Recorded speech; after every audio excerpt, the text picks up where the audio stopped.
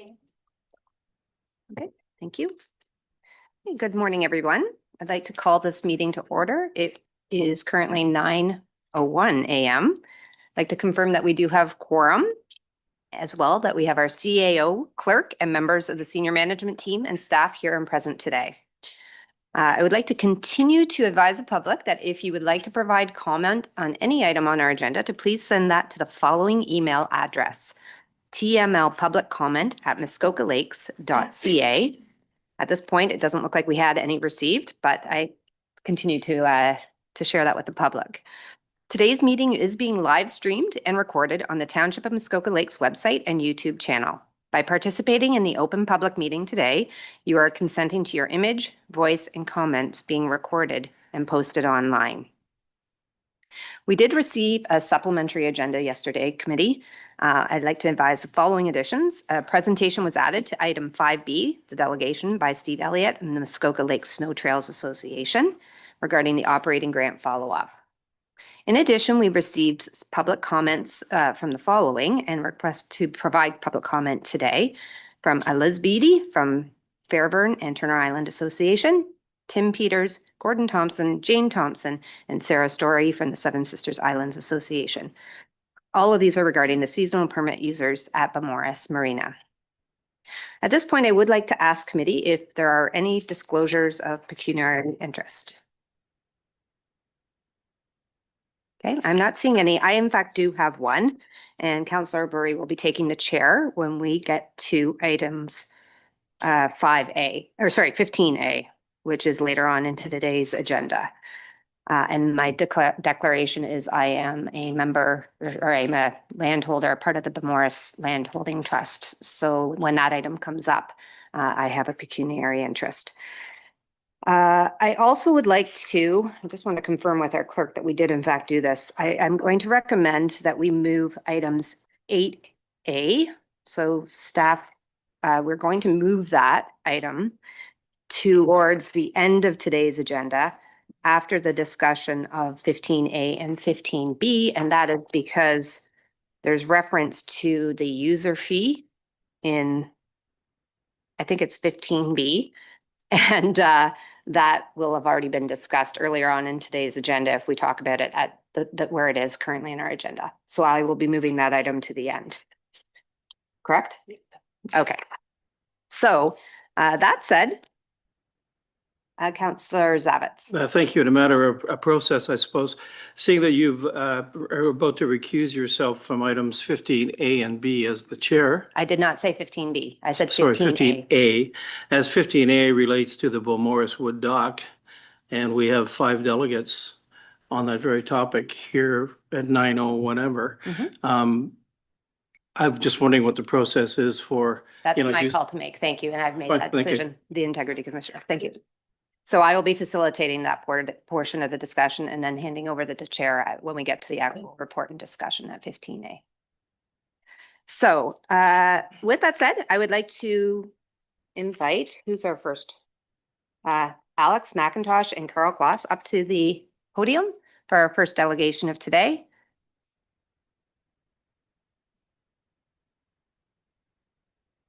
Okay, so you just have to turn on the mic, I think on the. Hello. So Mr. McIntosh may or may not be joining us on Zoom. Is that correct? Seems that Mr. McIntosh is not here today. Okay, so that gives you 5 minutes at the podium, and I'll turn the floor over to you. Welcome. Super, thank you. I'm Karl Klos, and I have been working with a small committee of people to do Light Up Night in Bala for the last 2 years. This would be the 3rd year coming up this winter.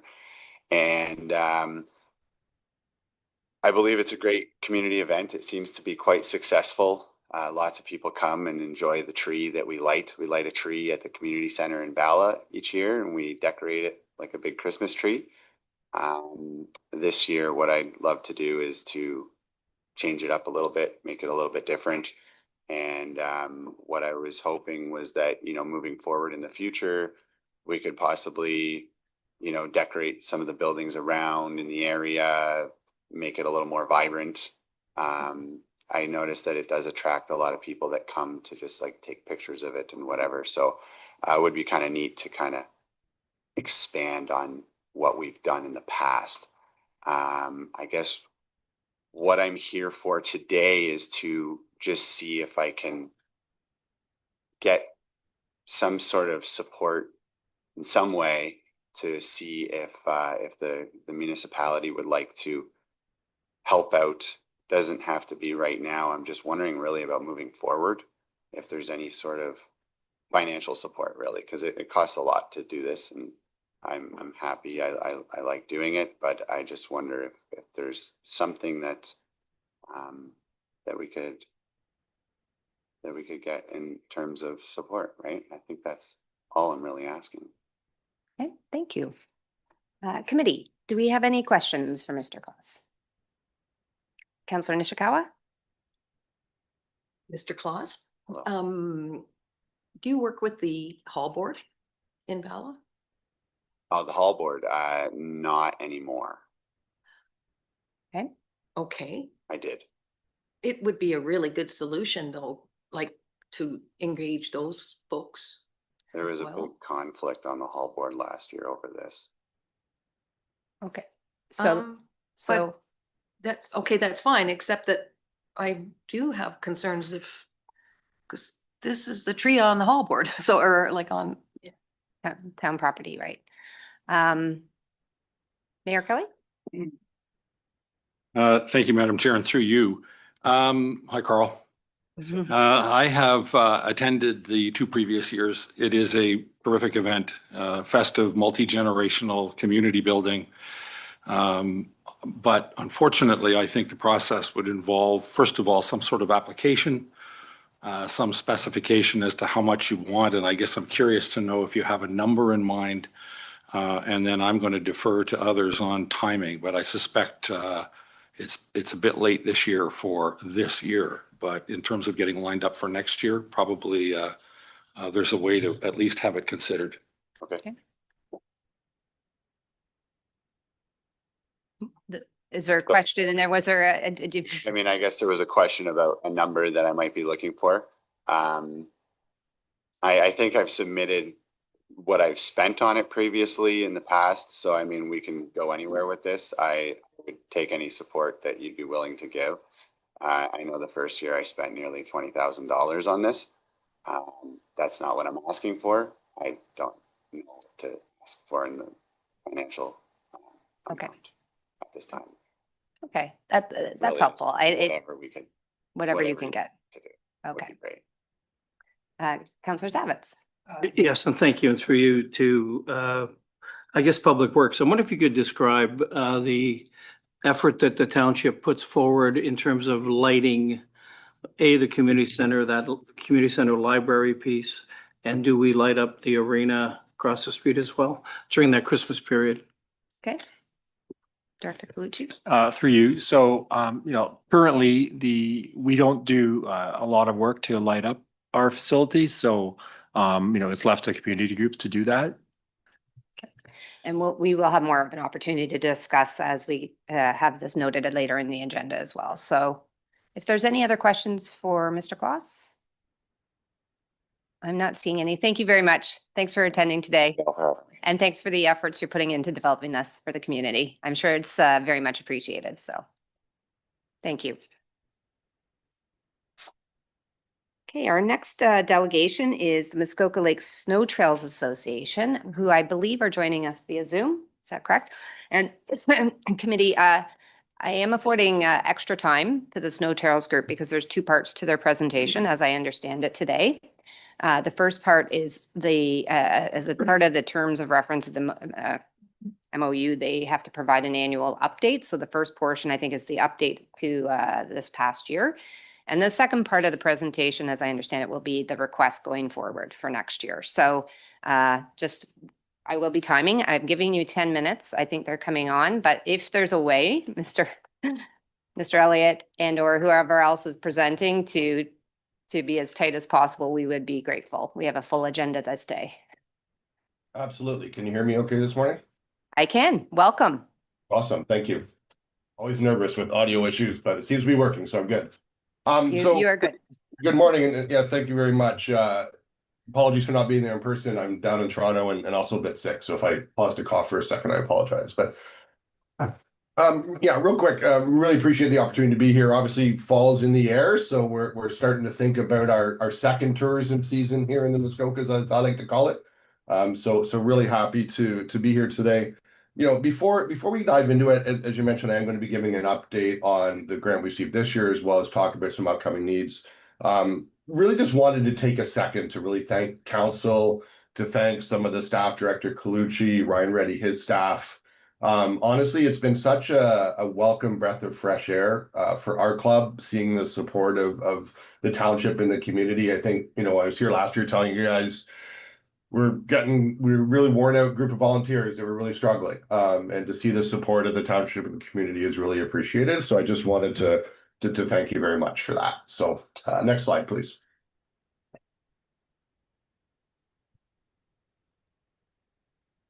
So just as a quick reminder, I know you guys saw some of this information last year, but the way the funding works for our club is that the OFSC, people buy permits to ride on the trails in Ontario. They don't buy permits just for our club. They buy an Ontario pass. That money all goes to the OFSC and they dish it out. And they dish it out to pay for things like our groomer and our fuel and the wages of the groomer operators. Pretty much everything else is up to the local club to fundraise. You know, we have charity barbecues, things like that, to pay for all of our other needs. So when we're talking about our own storage shelters or chainsaws or all that kind of stuff, it's on the local clubs to fund that. So as you know, last year, actually it was June that we got the money. So we're about to put it to use, put it this way. It really didn't affect last season because we got the money in June. But, you know, we were very lucky to receive the grant of $20,000. It was tagged to the three areas you see here, construction and outdoor storage, equipment needs related to the trail maintenance, and as well as any trail repairs and upgrades specifically within the township of Muskoka Lake. So that's what the funding was earmarked for. So if we go to the next slide. Really happy to report that once we got the money, we were able to make quite a significant purchase for our club. I know to a lot of it may not look that exciting, but for us, this is a really, really exciting new future of our club. We were able to purchase the materials, so bottom right corner here, for a 30-foot by 36-foot Quonset hut that we plan to erect in the very near future. This was able to come, they're usually about $30,000. So we saved, if my math is right, somewhere around 60% by buying this. It was purchased by somebody, never installed. It's about 2 years old. Unfortunately, the person passed away that purchased it and wasn't able to build his dream shed. And so we were able to get quite a good deal on it. So we're super excited to be able to have this, it's ready to go, if you will. When we're done, we're hoping it's going to look like the top right picture. But this is really, really exciting for our club so that we won't have to work outside anymore. So that's the first one. That was $12,600 that we purchased for that. If we go to the next slide. So the second slide, when we talk about equipment needs for the trails, I think most of you still remember the ice storm that we had early this year.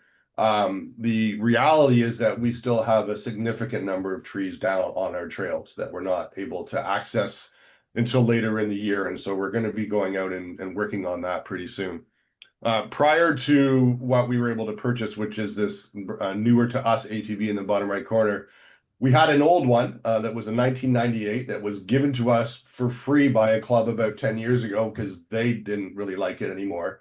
And we've been limping it along. But candidly, it's become quite unsafe. You can't get parts for it anymore.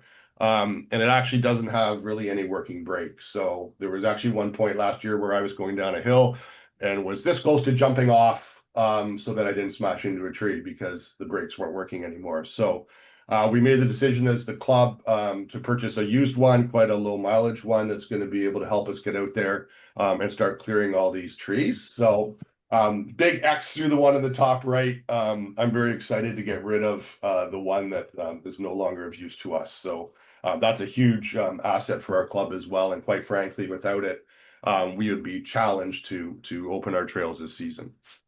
Next slide.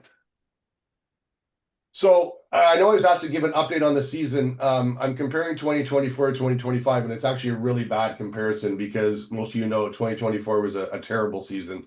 You can see in 2024, we only had the trails open for 7 days. It was a disaster for a lot of snowmobiling on Ontario.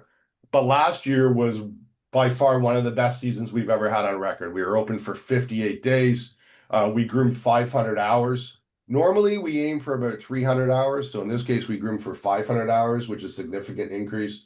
Well, we had riders from all over the province coming to Muskoka, which I think is an important distinction because in the past, they would ride in their own areas, but Muskoka had got all the snow. And so we really saw a lot of tourism that came to the Muskoka areas. So it was really, really great. Next slide, please.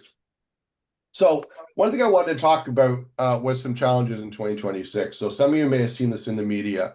The OFSC's, sorry, is there a Mr. question? Elliott, you have 4 minutes left. I just wanted to let you know that. So just as you're going through this, just to get to your next steps too.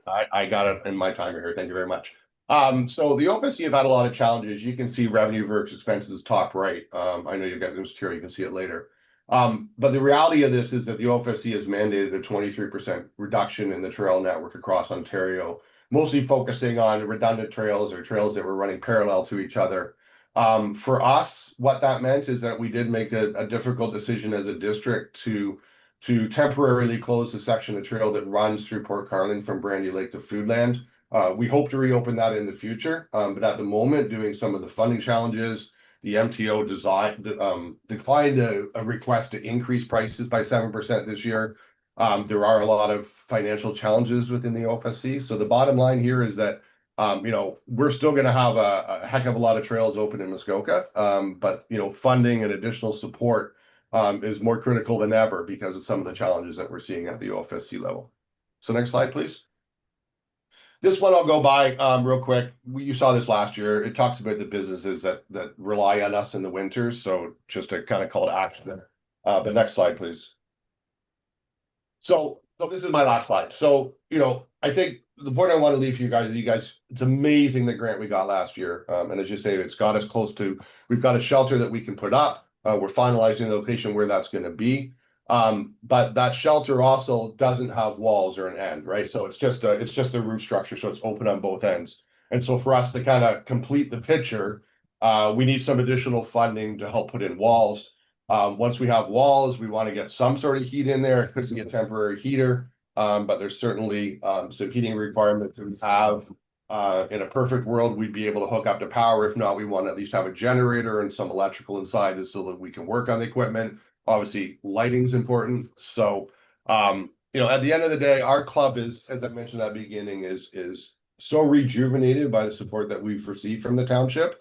We're really hoping it can continue. I don't see this as a year over year thing. I think there's an end point, but we're really appreciating the support that the township is giving us to prop ourselves up to get to the level that we need to be to, and in terms of infrastructure. But like I say, I don't see me 4 years from now saying, "Oh, I need another 20,000, another 20,000." No, we're looking for another 20 next year, and that's really going to help us get to the level that we need to be a lot more sustainable. And so with that, I will finish, and thank you very much. Thank you very much. So committee, do we have any questions? Mayor Kelly?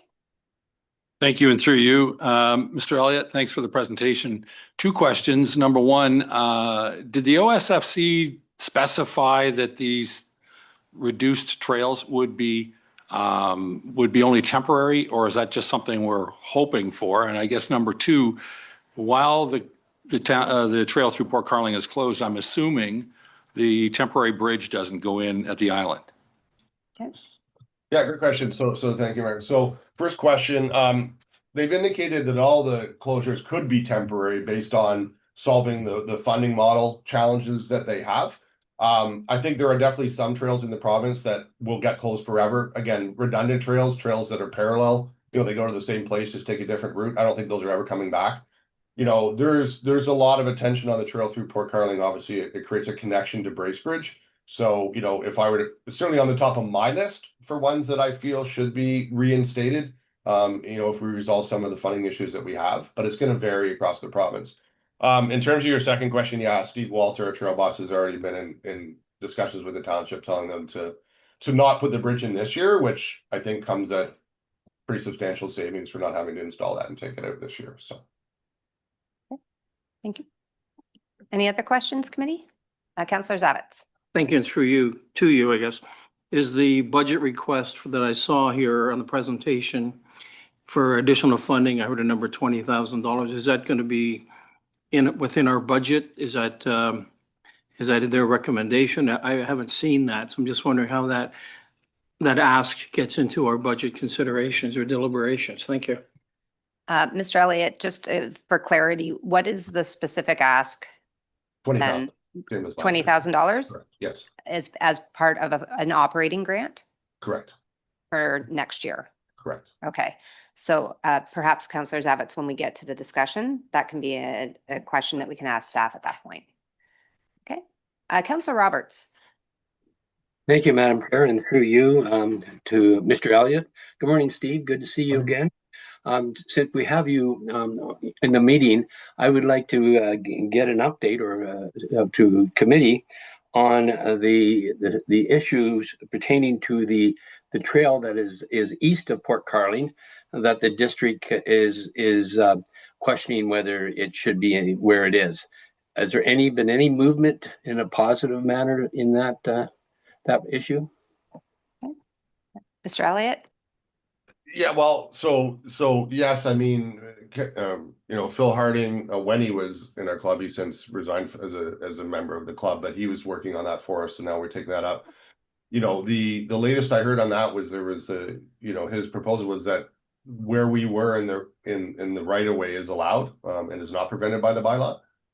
So the latest I saw on that was that the recommendation that the district, their position on it originally wasn't the correct position. Now that being said, that is a portion of the trail that we are closing for this season due to the funding. So in terms of my top priorities, it's been one I've less been focused on chasing because it's going to be closed this year regardless. Okay. Thank you. But to be, we don't have complete clarity is what I guess. It's still a bit of a gray issue with the district, I would say. Thank you. Councillor Roberts, do you have another question?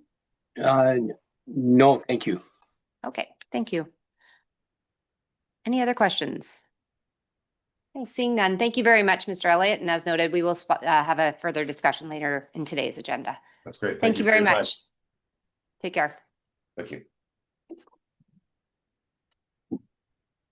So now we're going on to this one, right?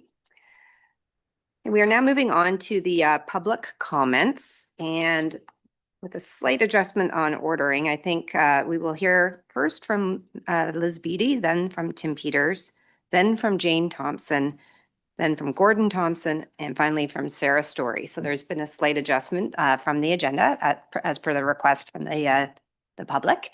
And I do understand in conversation that as a group, you have tried very hard over the weekend to keep your comments unique so that we're not hearing a lot of repetition. So we're very grateful for that. And at this point, I will just ask Ms. Beattie if you'd like to join. Thank you. Thank you, Mayor Kelly, Chairperson, Ms. councilors. My name is Liz Beattie. I'm a year-round resident of Bracebridge and a fourth-generation owner of an 800-square-foot cottage on 125 years old on Fairhaven Island. Our fifth and sixth generations are now walking the path too.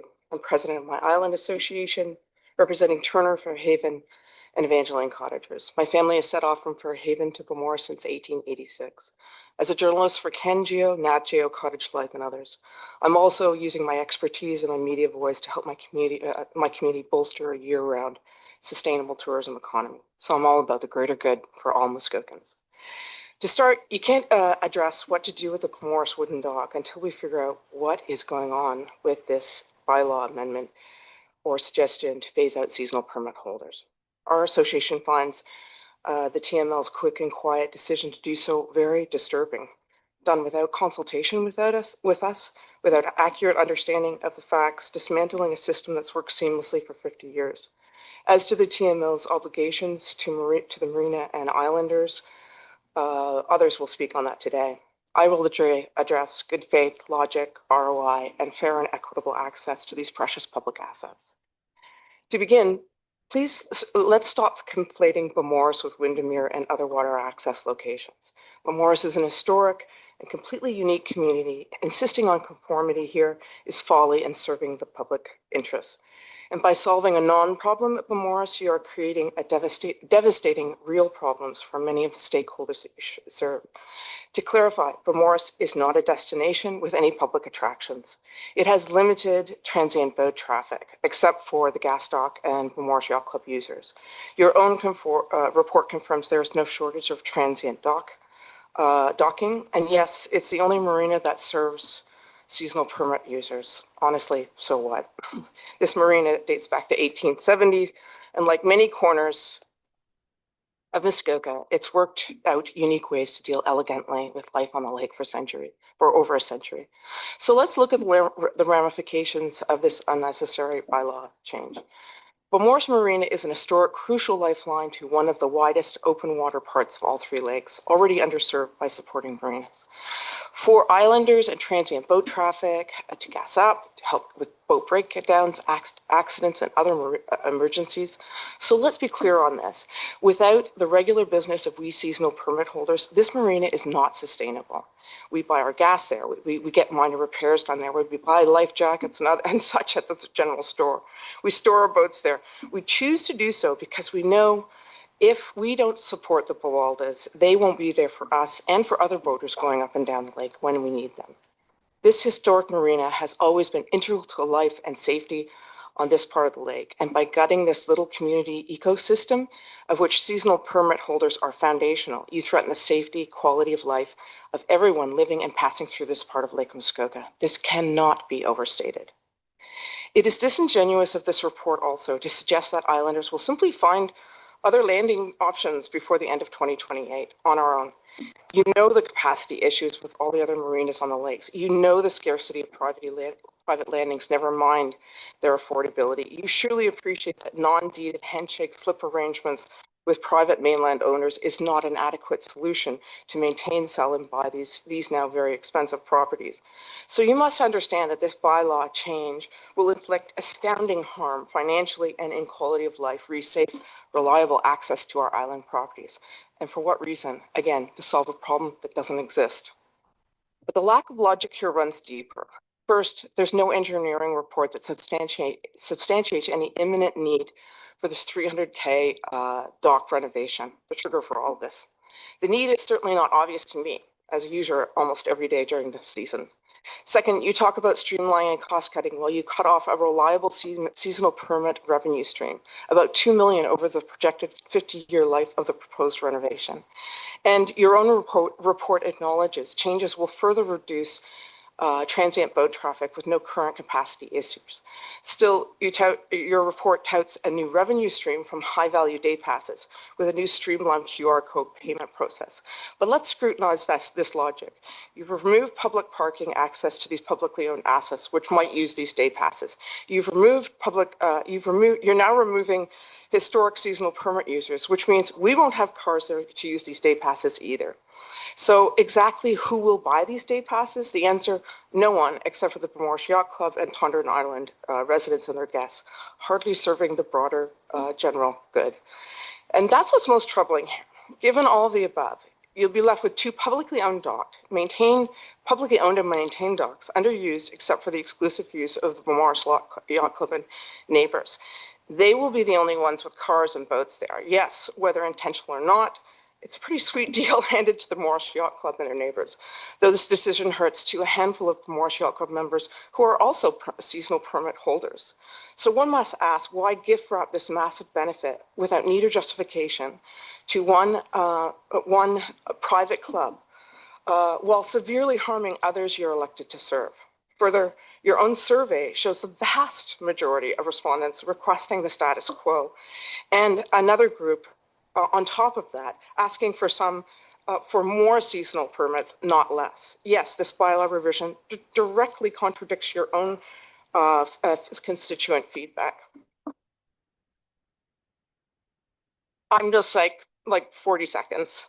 One thing seems clear, that there seems little understanding here of how the docks actually function, the history of transportation on these lakes, and the TML's obligations therein, and how this weird little ecosystem in Beaumaris functions, and what's in their public interest.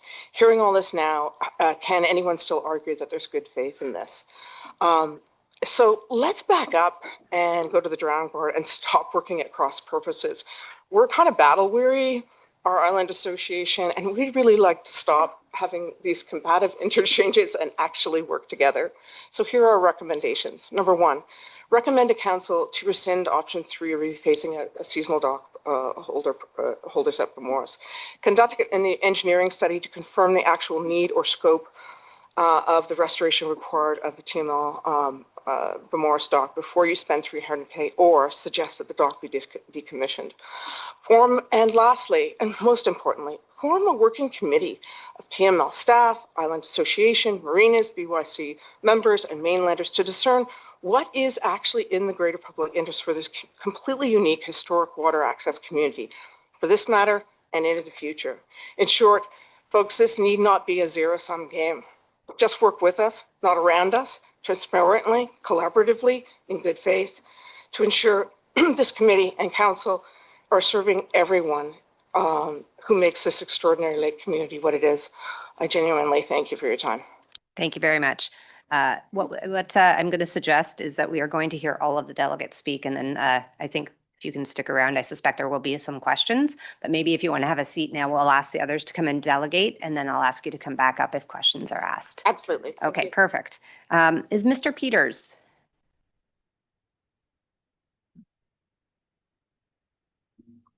Thanks Welcome. very much for today. Mhm.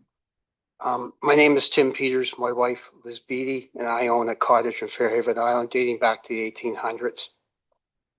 Her great-grandmother built this little cabin, given the late notice of its change and its ramifications to the dock restoration 2 days before Thanksgiving, when many of our fellow islanders have already closed up. It's been a scramble to bring everyone up to speed and ensure we have a voice. With that, I offer to share some voices in my delegation today via audio message. And they were recorded and sent to me.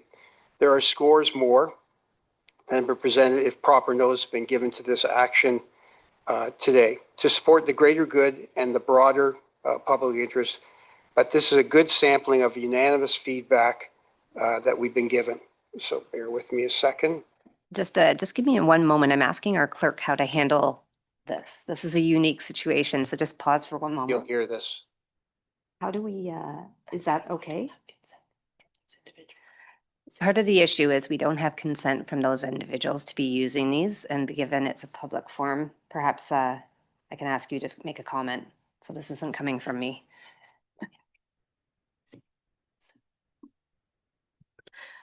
Sorry, I wasn't aware that there were going to be video or voice recordings. The only concern that we have is that we don't have any consent from the individuals to share their remarks.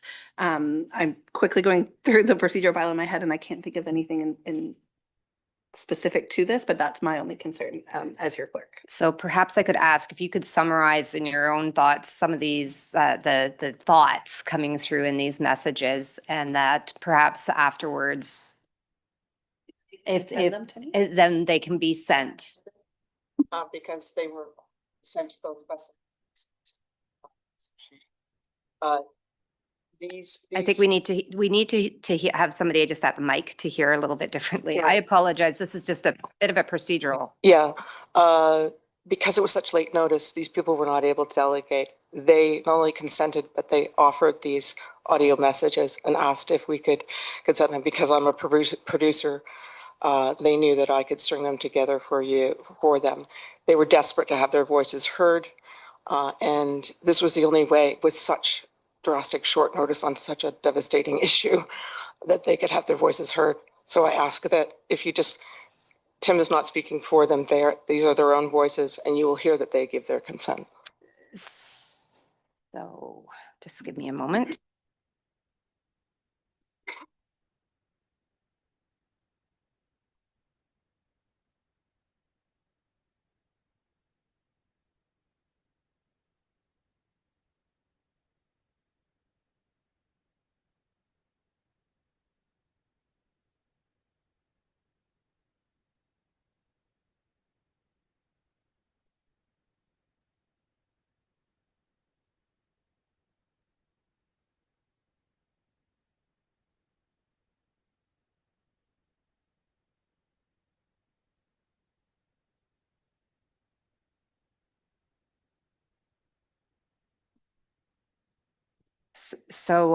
I think I'm going to have to decline, not because we don't want to hear from these folks, but because they're, from a procedural standpoint, there's two things. First of all, anything that is going to be discussed or submitted needs to be done 24 hours in advance. And that, as I recognize the timing issue, but that is part of our procedural bylaw. I think the bigger concern is the fact that we don't have consent from the folks, despite the fact that I hear what you're saying, that in the recordings that might be, there is a venue afterwards. They can send in or you can send in, and we will all hear these things. So maybe I could just ask if there's a common theme that is being expressed in these videos that are in the audios, that those could be communicated without using names or people. I would ask that you let me speak to that, as I've produced these together. That's fine. On That's fine. request Yeah. of the Islanders. Okay. It's very disappointing that we're allowed procedural issues to get in the way of actually hearing real voices about an issue that just so desperately affects our very access to our properties, let alone quality of life. But there it is. The common theme is from Margot Murray, who has been at. If we could we're going to just try not to use names. Just again, if they're not here, then we just have to be careful with names. That's all I ask. Okay. From Parking. people who live at Pamoris with a long-standing interest and knowledge of Pamoris. From people who are Islanders up to 100 years, 70 years, and 7 years, all of whom we embrace in an extraordinary community on these islands who work together, some of whom are middle class, some of whom are very wealthy, and we all see and support each other and care for each other, which is the guiding principle of what we're trying to ask this committee and council to do via this matter. They all unanimously communicate their amazement at how such a huge issue could be passed and that affects us without public notification. They are all very much committed to working with council and this committee. They are all battle weary with the sort of ambush of last minute things that come on and affect we Islanders. And they are all unanimously and with good faith asking you to work collaboratively, transparently, and on this issue and on future issues, so we can just stop this sort of last minute combative stuff and actually work together, because we feel that, they have said, again, and this is not a zero-sum thing. We are a group of people, we are a country of win-win solutions, and we hope that you will work with us so we can avoid these devastating, unnecessary issues dealt with in a last-minute way. Okay, thank you. So I think that is giving us to the close on those ones. I think the next person then is Miss Thompson. I suspect that she's online. Jane Thompson? Fantastic. Point of order. Yes. Thank you, Madam Chair. Just a point of order. I've heard last minute a dozen times, and I'd just like clarification from somebody on staff. When the first time we heard about this and how many times this has come to council committee, just for some clarification, get it on the public docket. Is that something that we could listen to the delegates and ask at that point, or would you prefer at this point, Councillor Burry, to hear that comment? As long as it doesn't get lost, I'm okay to defer it. Okay, If it's thank going to you. get lost, I'd like to hear it now. Okay, I will make sure you are the first person that. No, Okay, I just like to hear how many times this has come to council. okay, thank you. I think staff is going to have that prepared for you. Thank you. Ms. Thompson, welcome. Thank you. You're on Zoom. Welcome. Yes. Thank you for the opportunity to speak to you this morning.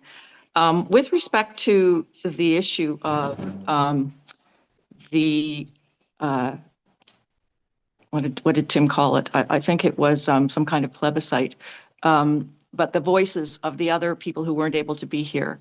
My understanding is that this matter came before committee and council regarding the discontinuance of seasonal permits first in August, and a decision was made on the spot and confirmed by council to go forward with a process to discontinue those permits. So if they came before council at an earlier point, I don't think any members of the public are aware of that. I certainly was not aware of it. I first learned of it on Friday, just before this weekend, that it had already been decided that the permits were going to be phased out. My suggestion would be, in fairness, and in order to provide a proper process to actually be in touch with all of the relevant stakeholders, because there's been supposedly some interaction with stakeholders, but given that none of the islanders that are using that dock are not none of them, but many of them that are using that dock have not been consulted. I don't think there's been adequate stakeholder consultation. So I would suggest that any decisions concerning this matter should be deferred to a later meeting, and that there should be a process to properly involve stakeholder conversations and to record those and to report back specifically on how people view the impacts of this decision and what their views are. So that would be my suggestion, so as not to further taint a process that I think has already been, frankly, I mean, with respect, unfair to the people that are going to be severely impacted by what is being proposed. So that's my suggestion. And you can consider that, I guess, when this item is brought on. So I'd like to speak for a moment about the public interest. I practiced law for 37 years. I worked for developers, I worked for municipalities, I worked for ratepayers, and in the end, I worked for the Ontario government representing the Niagara Escarpment Commission. In matters before municipalities and the other agencies with which and for which I worked, the overriding question was always, is what is being proposed in the public interest? The answer always had to be yes. It was a given that things had to be in the public interest. The disputes were always over what was in the public interest. The consensus is that it's simply not appropriate to use the machinery of government to further private interests, and we must be very careful to guard against that. I think in Canada, we still believe that our government should act in the public interest. So enough about the process. I think there's serious flaws in it, and Liz has spoken about that. Having considered the proceedings in August and today, one thing that jumps out at me is that there's been no public disclosure of an engineering or technical report that speaks to the condition of the Beaumaris wood dock. How did the proposal to fully rebuild the wooden dock even arise? Who brought it up? Who complained about the condition of it? I don't think any of the users did, and I don't believe the wharf master was promoting rebuilding the dock. Have more modest scenarios been considered? How soon are works required? Is a minor repair scenario possible and the rebuilding of the dock deferred to a later point in time? You're looking at increasing your rate of fees. You can be building up a war chest to deal with a rebuild at a later point in time. Have any of these options been considered? There are two parallel processes going on here that to me seem to be in direct conflict with each other. One is, let's rebuild the wooden dock at a cost of $300,000, full speed ahead, let's do it next June. The other one is, let's deliberately render that dock useless. Let's phase out seasonal permitting. That's the only thing it's being used for, and it's not needed for day permitting. How can those two things be pursued at the same time? That simply isn't in the public interest. My second concern is this attitude that islanders are somehow getting a free ride and are not entitled to any access to municipal assets to support their existence on the lake. That just simply doesn't fit with history. And if you'll allow me to indulge briefly in some points of history that I think need to be considered. Our family, as Liz said, has been 6 generations. She's the 4th, but there's 2 more generations behind on Fairhaven Island. And if you know Fairhaven Island, it's not a high-end community. It's more like a pioneer village on an island. There's a beam in our cottage that has a note on it, Crossley and Hunter, 1886. So we know that's when our cottage was built and bought by our great-grandmother. So Bemorus Ms. Thompson, Marina. I just want to just mention that you have hit your 5 minutes. So just if you can get to the closing of this, that would be helpful. All right.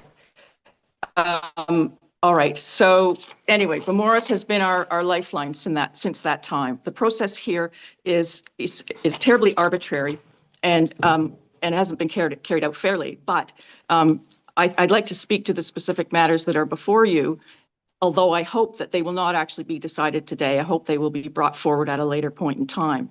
The red line bylaw, the red line of the bylaw leaves seasonal permits in place. So it's not objectionable as long as it is not altered so as to in any way call into question now or in the future seasonal permits. The rollout plan, however, is problematic, and I would ask that council consider, committee and later council consider alternative 1, that we alter the timing of the phase out of seasonal permitting to an indefinite date in the future after a working group has gone through the docking issue, updated the 1996 study, and fully considered the issue. And I think you will find when all of that is done that there will be no public interest basis for doing that. Fees and services, I do not object to an increase in fees. I do note that a lot of fees have already been collected, and if an increased rate of fees is applied, there will be basically a reserve fund being built that will maintain the docks over time. These docks will pay for themselves and possibly more. I would also ask council to consider in its study whether there are other docks that should be converted to seasonal permit in order to add to the supply on the lake of seasonal permits, combination of private and public. If disposition is being considered, that's what these in-camera matters are about. So Ms. Thompson, I am going to. Before Ms. Thompson. $300,000 are spent on this dock. And Thank you. your own policy needs to be followed, your own policy that requires public announcement, appraisal, and it can be done by invitation for proposals in an open and transparent way. And the precondition that it must be declared as surplus, that should not be artificially created through this process. No Okay, council thank you. acting in good faith Thank you. would Ms. spend Thank you, Ms. Thompson. $300,000 So on a. if you can, Ms. Thompson, we are going to move on now to the next delegation. I gave you an extra 2 minutes, even actually more than Please that. continue. And so I've Please asked try you, to so act in I'm good going to faith ask on this. Mr. Thompson now to come on. I do appreciate the comments and thank you for your contribution today. There's many things that I know that we will have questions for afterwards. So at this point, I'm going to invite Mr. Thompson.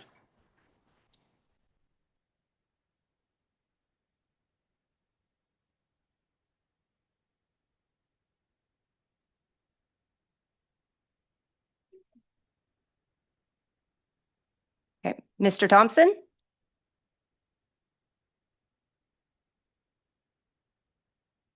If you are on Zoom, we just need to have you put on your camera.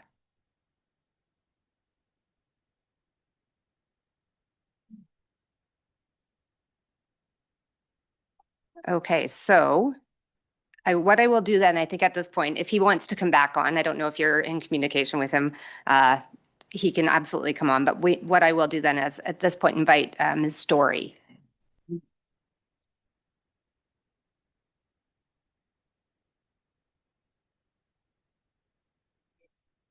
Okay.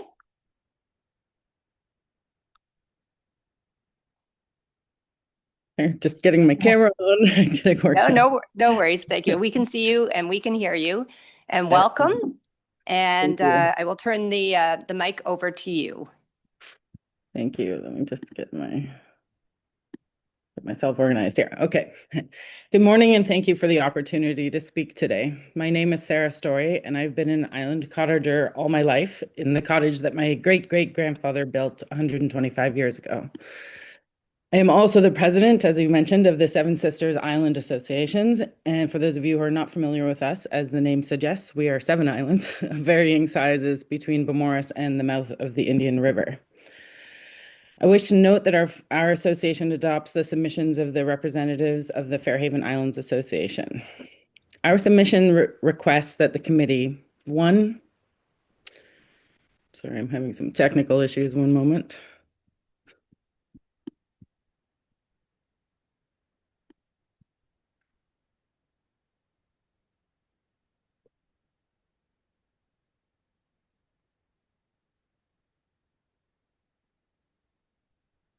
I paused your time. If you're Thank needing you. some time Sorry. to, that's okay.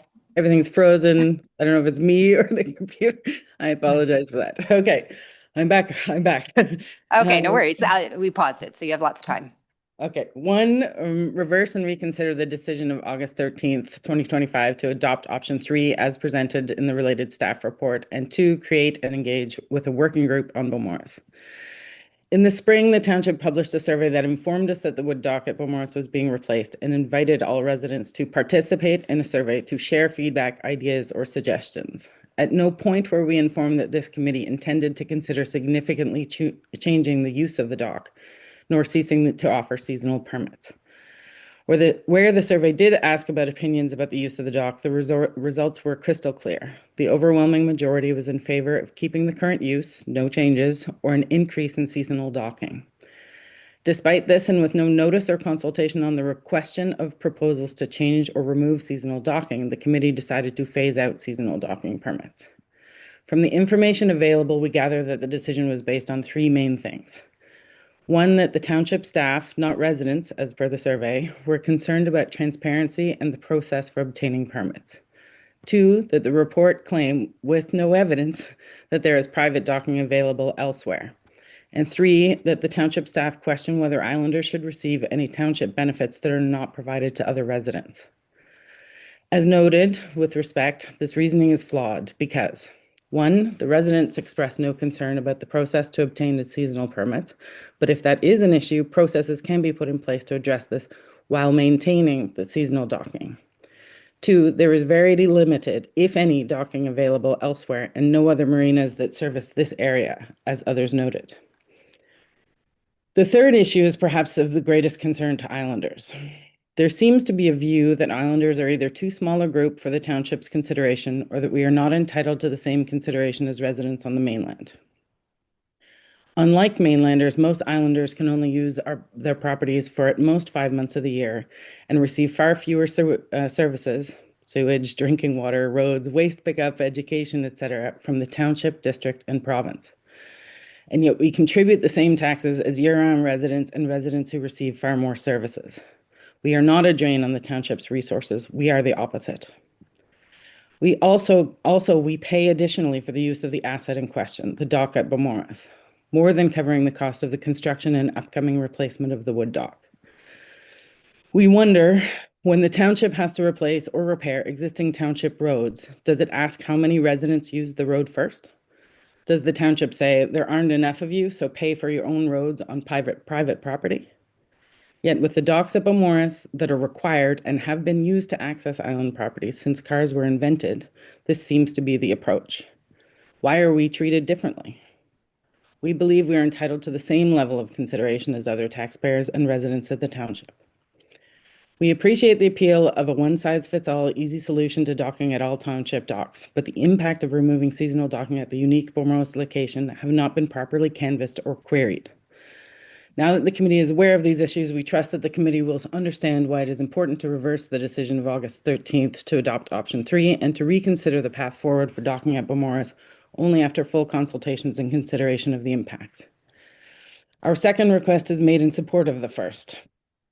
We request that the committee create and engage with a working group that includes at least the representatives of the 2 island associations most impacted, along with township staff, elected officials, and representatives of other users or groups as appropriate.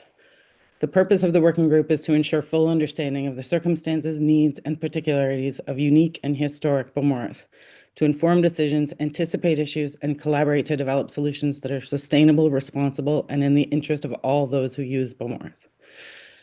I'm happy to answer any questions now or as a follow-up to the meeting, and thank you for your consideration. Sorry, thank you. I keep turning off my mic, so I wasn't disruptive. I do it So all the time. thank you. Yeah, no, thank you very much for your thoughtful delegation today. I just want to confirm and circle back if Mr. Thompson. He is back in. Fantastic.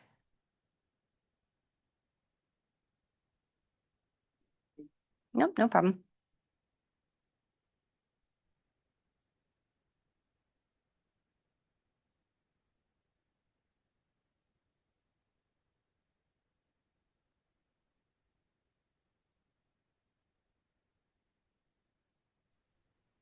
Is that working?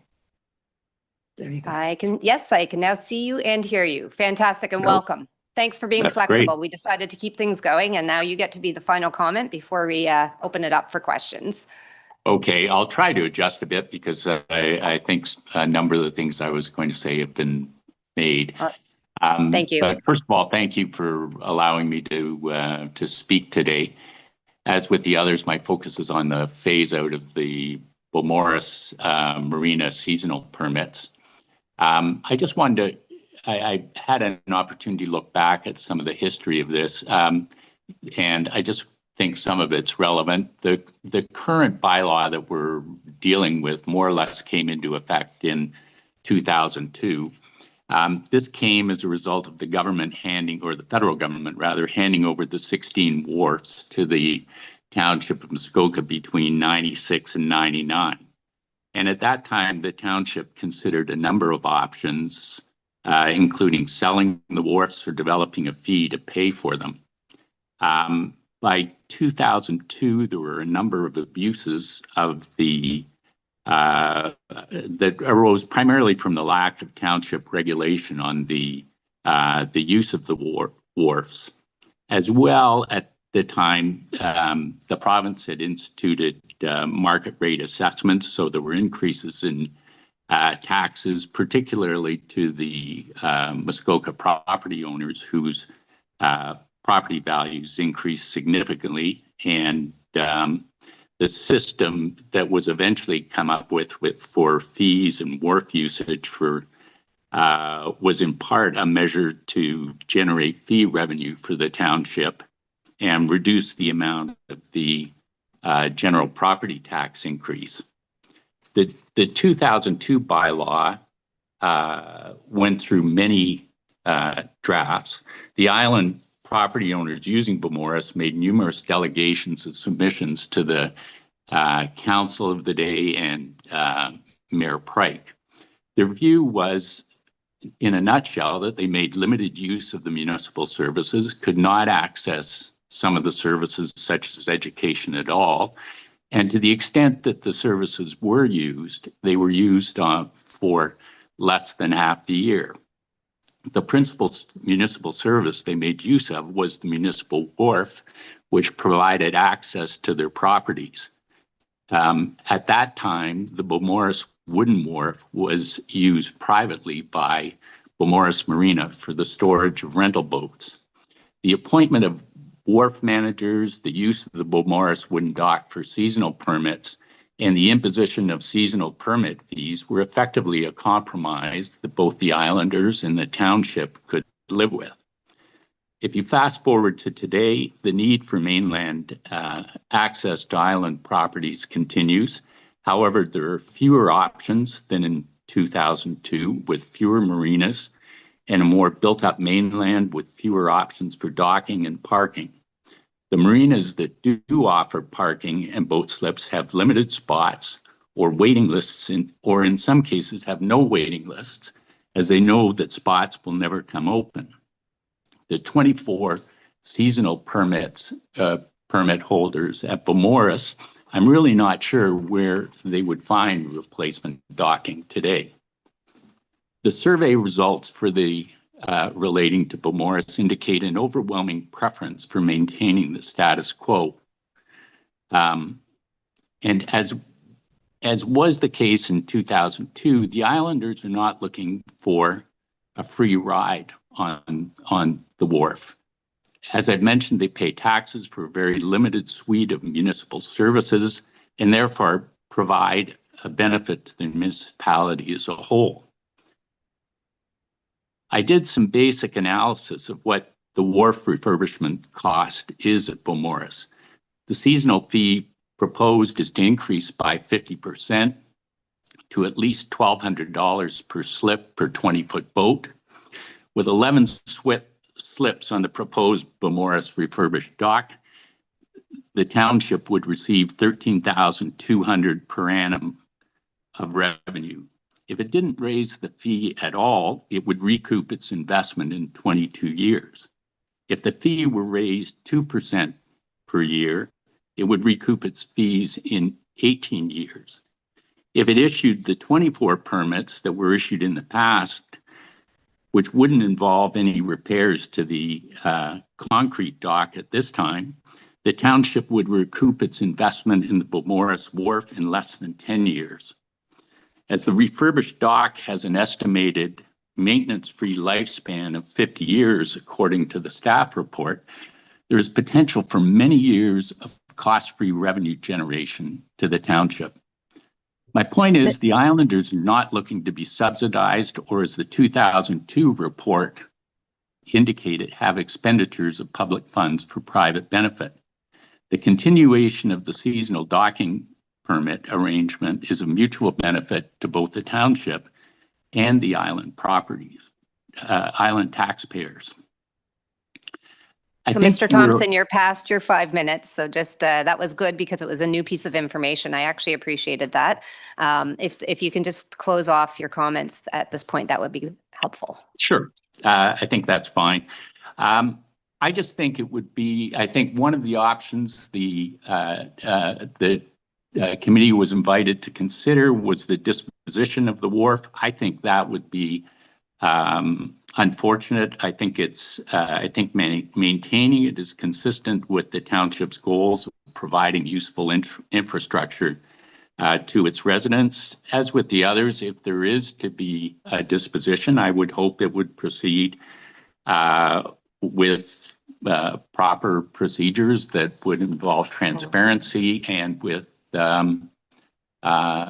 notice to everybody. And I think islanders would be very interested in any alternative arrangement. But as with the others, I think a working group to look through this in more detail would be welcome. Thank you. Okay, thank you very much. So committee, before I turn the floor over to questions, I want to follow up on what Councillor Burry had asked about half an hour ago. Could I ask member staff, perhaps Mr. Moore or Mr. Director Clucci, one of the two of you, just to come up? I think it would be helpful to address some of the kind of common theme questions or observations that have been made about the process to date, the public engagement, and I'm sure you were making note of a few of the other questions. And after you've had a chance to speak, then I will open it up to committee to ask questions of the delegates. So I'm not quite sure who's going to speak. Is it Ms. Moore? I think the...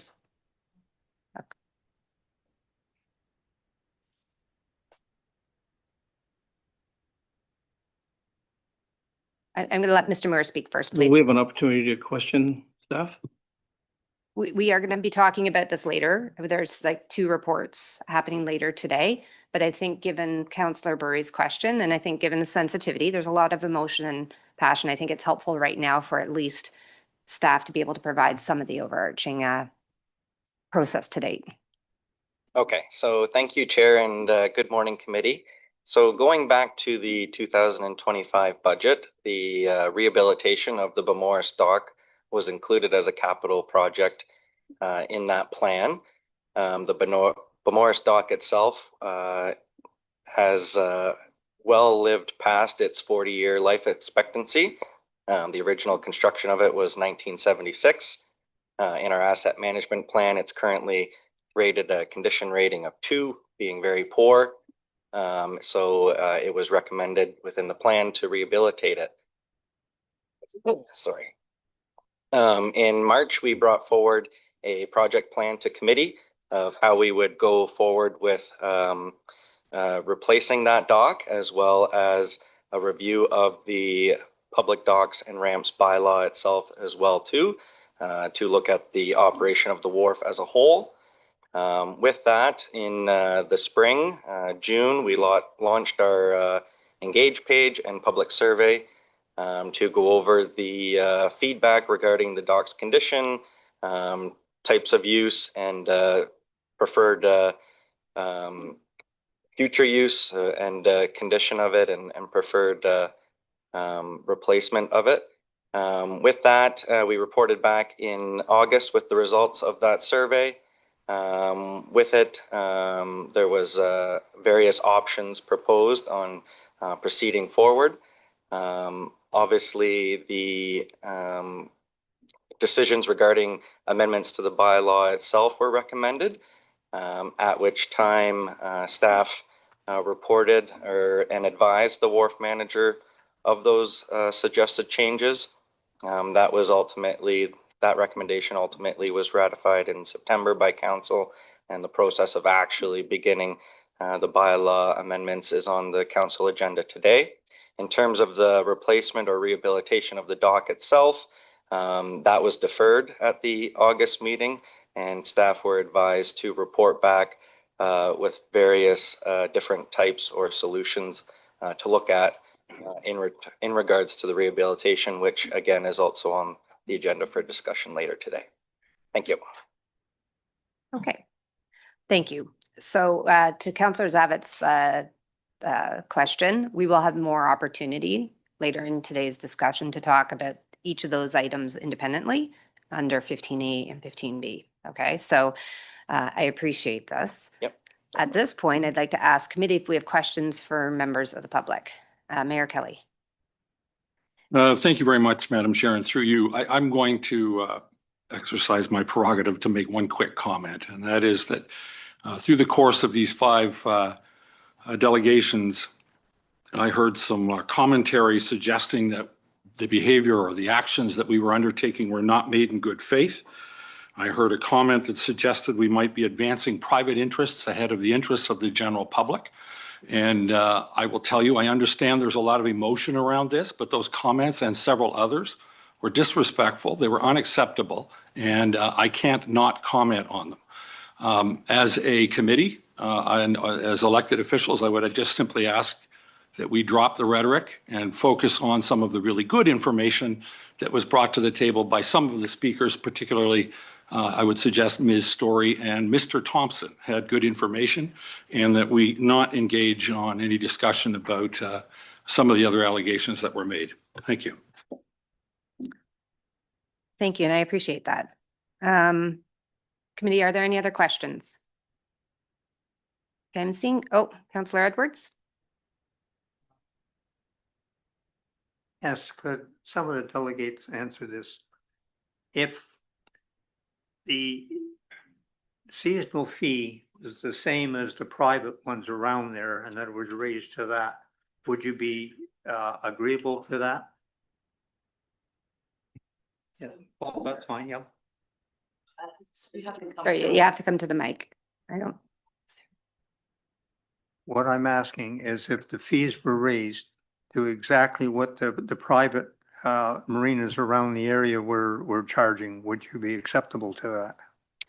I think that there is absolutely an acceptance to look at whatever makes sense and is fair. I don't think any of the islanders are looking for a free ride on this whatsoever. So we just want to have an open communication about what your priorities are, how it affects us, and come up with a solution that is genuinely fair for everybody. Okay. Do you have a supplemental question? Yeah, a supplemental. We always hear that we're not communicating.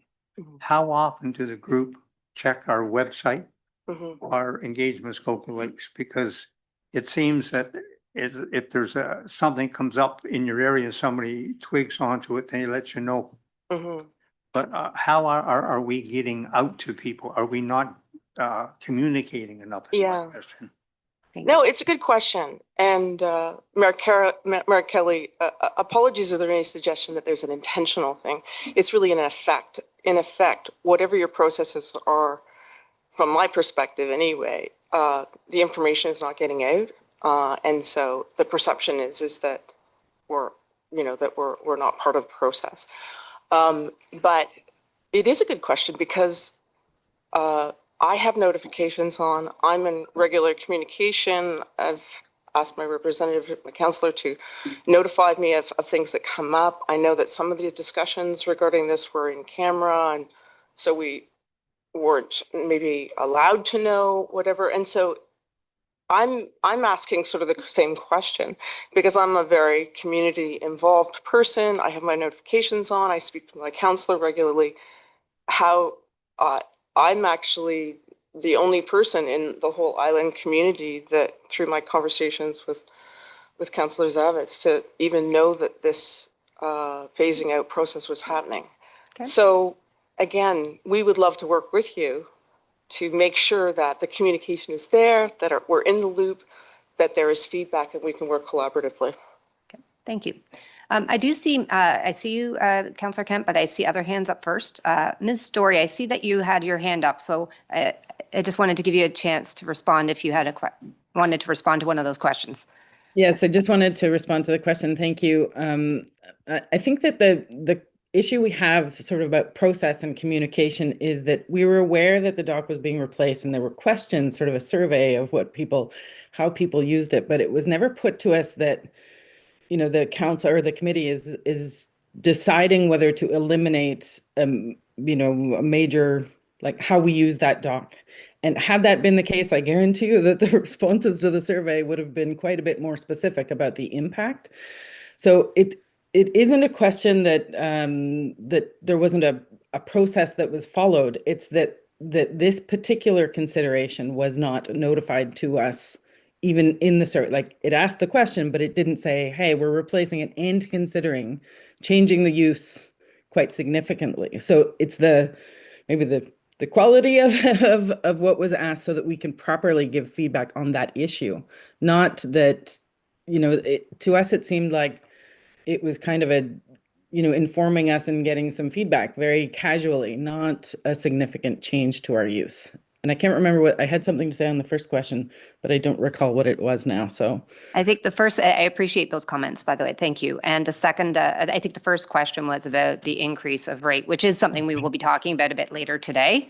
Right, I'll just say that, you know, by my calculations, and I think Mr. Thompson was very clear about this, you know, since 2003, or I think that's when it was implemented, the seasonal docking has generated revenue of, I don't know, $440,000 approximately from my calculations, and with no maintenance required. And now the cost of, if it is 300,000, that the seasonal docking permits have more than paid for the refurbishment. And I understand there were fees prior to that as well, but a slightly different structure.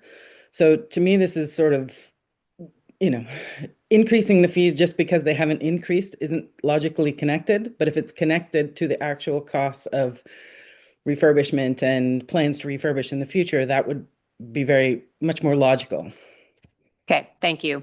I see, actually, I'm going to ask Councillor Roberts right now, if you don't mind, Councillor Edwards, and then Councillor Kent, and then I'll come back to you. Councillor Roberts. Thank you, Madam Chair. Questions. Yes, question, definitely a question. Through you to any delegate. I've heard that it was the last moment when the Islanders or the impacted parties were aware of this. I'm asking anyone, how can we better communicate? What can we do different? We do have our Engage Muskoka, and I know I do read it, but I'm sure that a lot of people wouldn't go to it. So how better can you suggest that we could improve our processes to do better communications to groups? I feel like that question was just asked by Councillor Edwards. So versus or a similar type of questions about. I have a specific answer to that. Okay, if you'd like to, but. Thank you for that question, Councillor Roberts. What we have noticed is that, and whether there's no sort of comment on intention, but effect is that we seem to have these issues come up and we're kind of back on our back heel because things have already happened. So I think one of the best ways, particularly when you're dealing with a very unique historic access point like this, the suggestion of the working group is absolutely critical. When issues like this come up that affect that community, it is very hard to discern with one or two party stakeholders commenting on it or staff that may not be familiar with it. It's a weird little ecosystem. So I would suggest that the working group is one of the easiest ways to collect the information so the decisions that are made and recommended to the committee and council are more fully formed. That's certainly one of the ways. And I would let Sarah Story maybe add her 2 cents. I don't see Ms. Story's hand up. So what I think I'll do at this point is I'll ask Councillor Kent, and then if you had a question? Yeah. Questions at this point. I have questions. Yes. Yes. Thank you. And this is really for whoever wants to answer this. I'm very understanding and sympathetic to your issue. I'm an islander on Lake Joe. And I do feel always at the mercy of the Cove Marina, who does a great job, but I could lose my slip at any point in time. So I do understand this, and you've built a life around the thing. So I do understand your issues. Just for my clarification, I forget the gentleman's name who spoke. It was Gord Thompson who said that, I think, who said that what the fee was for your seasonal docking. Could you tell me that? Number two, what do you guys, and this, maybe I should know this, what do you guys do with your cars? And three, who takes your boats out of the water at the end of the season? Is it the marina right next door? Yes, so to clarify, to the best of my knowledge, our fees are about $950 for the slip itself, For the each, plus GST.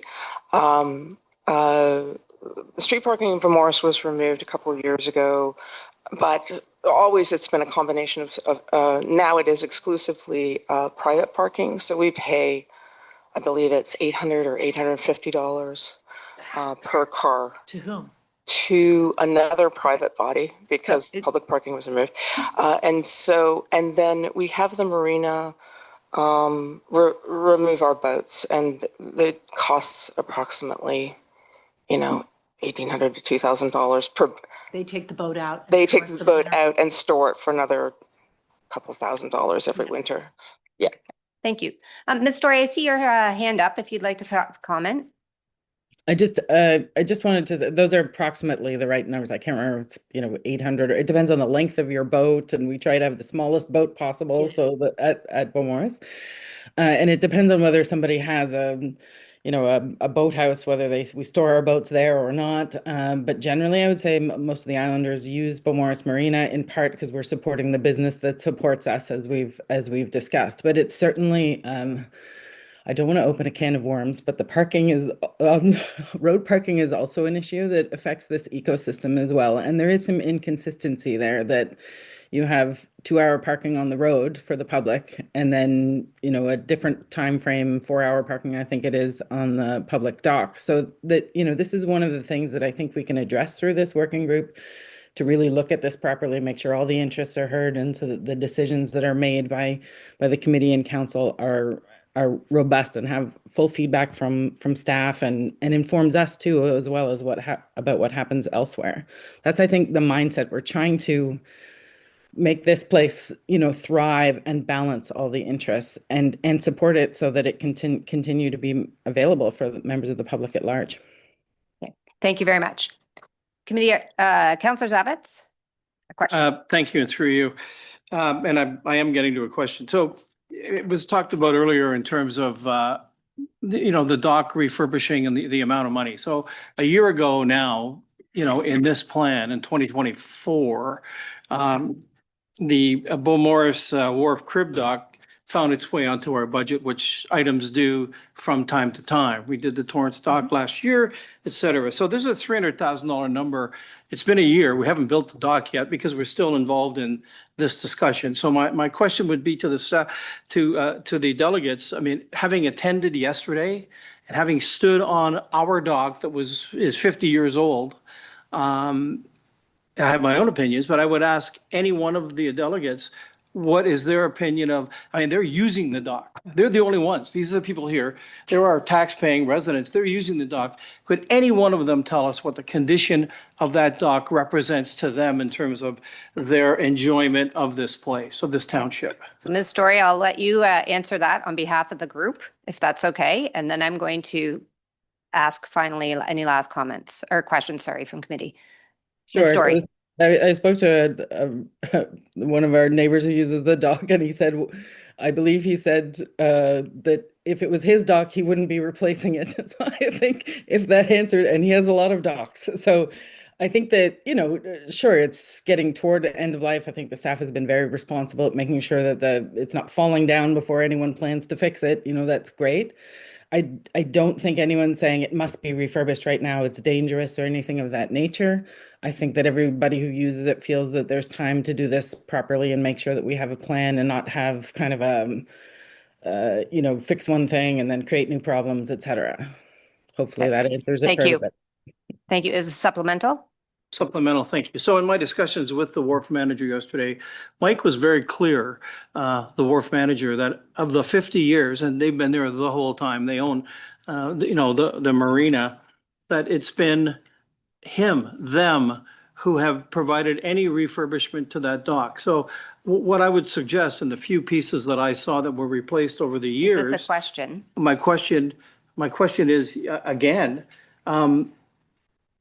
by whose definition is this dock? I think we have to be very Okay. careful. You're questioning our asset management plan, our staff's expertise. Thank you. Are there any other questions from committee? So at this point, I'm asking committee if they have any other questions for last question, Councillor Edwards, and then I'm going to call a break. I did have a supplemental. Oh, yes, you did. I apologize. You're right. You did. And it was to, just looking here, Ms. Story. I don't think you answered my question. I was saying that if you were charged the same as it was for a private marina who was in business, and that, would you pay the same? Would you be willing to pay the same? In other words, and that we're not, don't want to be in competition with private marinas. Because I know I kept my boat in a private marina when I could have used the Windermere docks at an awful lot cheaper, but it's not the thing because they're public docks. That's why my question. Thank you. Okay. Ms. Story? Thank you. Yes, sorry. I believe that Ms. Beatty answered the question and I was sort of adding to her answer. I think we're all willing to pay. I think that we're pay what is fair and appropriate. We're not thrilled about the idea of something going up just because it hasn't gone up, but we are willing to pay what makes sense, just not necessarily just, we wouldn't necessarily be happy if it was just arbitrary. So yes, we're willing to pay more. We pay more. Our costs increase regularly. I mean, we pay for people. We pay boating charges anytime somebody comes to our islands. Sometimes we pay boating fees, boating charges, and we have to pick them up. So we're used to paying extra fees. So I think Councillor George, just as a reminder, that will be our conversation later today in that staff report. That's the specific action, is going to be an increase into the seasonal permits. So with that said, it is now 25 after 10. Committee, I'm going to suggest we take a break until 20 to 11. We will come back and we will continue on today's agenda. Thank you.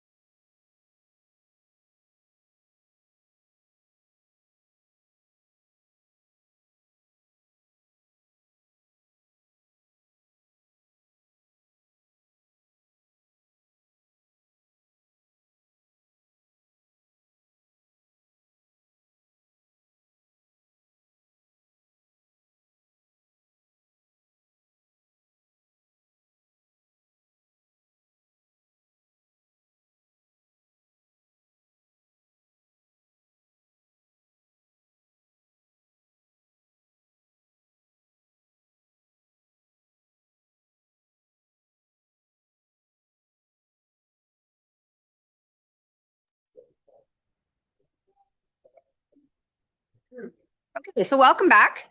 We're now going to move on to, are we back online? Sorry. Yeah. Okay, thank you. We're going to move on to items 7A. Mr. Sopko, welcome. Good morning, committee. So committee, you will recall that a delegation was received at the July 25th meeting to request one new streetlight at the end of Kidd Street in Torrance. The delegation had cited safety concerns as well as new development that occurred along this section of street in recent years.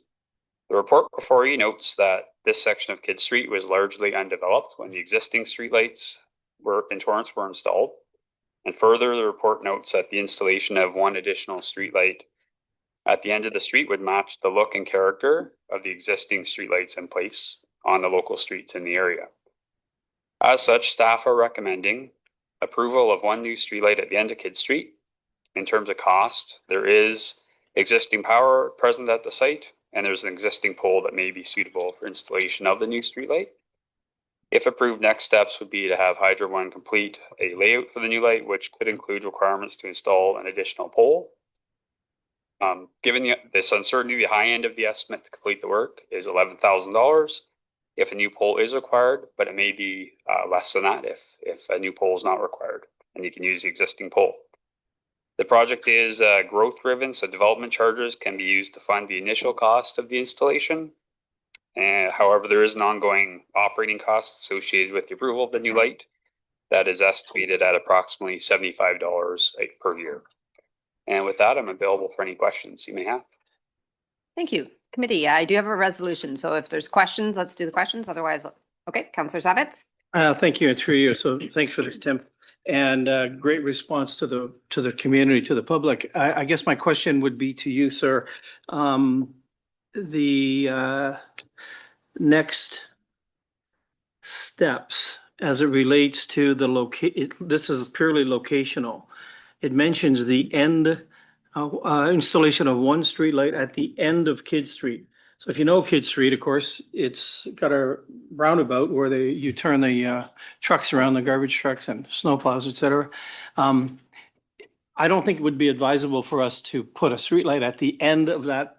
And I'm being asked by the public, people that live on that road, to move it.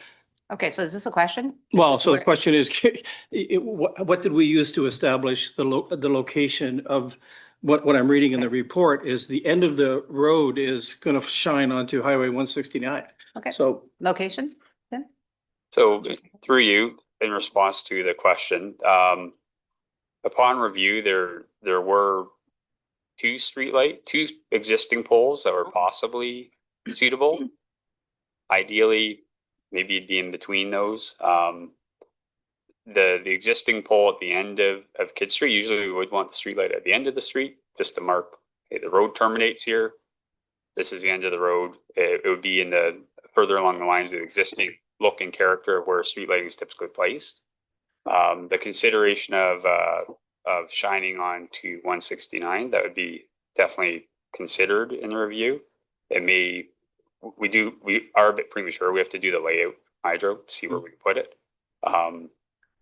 What I'd offer up is I could take that concern and that comment in the review, and we can ensure that we don't interfere with traffic on 168. Okay, thank you. I'll read the resolution. Oh, Councillor Nishikawa. Good morning. I am through you. Are you aware of further lots that are going to be developed along that road? Mr. Sopko? Through you, no, I am not fully on the loop on development plans on that road, but I know there has been, you can see as evidence, there's new entrance that's in place. So you can tell that the area is being further developed. But. Okay, thank you. Okay, moved by Councillor Burry, seconded by Councillor Edwards. Be it resolved that a new 2025 capital project to install one new streetlight at the end of Kidd Street in Torrance be approved for an estimated cost of $11,000 and be funded from the Development Charges Reserve Fund, and that the Director of Operational Services be authorized to execute the necessary documents to carry out the work. Are there any further questions and or comments? Councillor Nishikawa. I actually feel, and I've been part of conversations as well, that the direction that staff have taken is appropriate, given that there are at least 3 possibilities of new construction coming in the future. Thank you. Thank you. Any other questions or comments? Okay, seeing none, I'll call the question. All those in favor? See, that carries. Thank you, Mr. Sopko. As mentioned earlier, we will be moving 8A to further in the report, so I will now move on to 8B.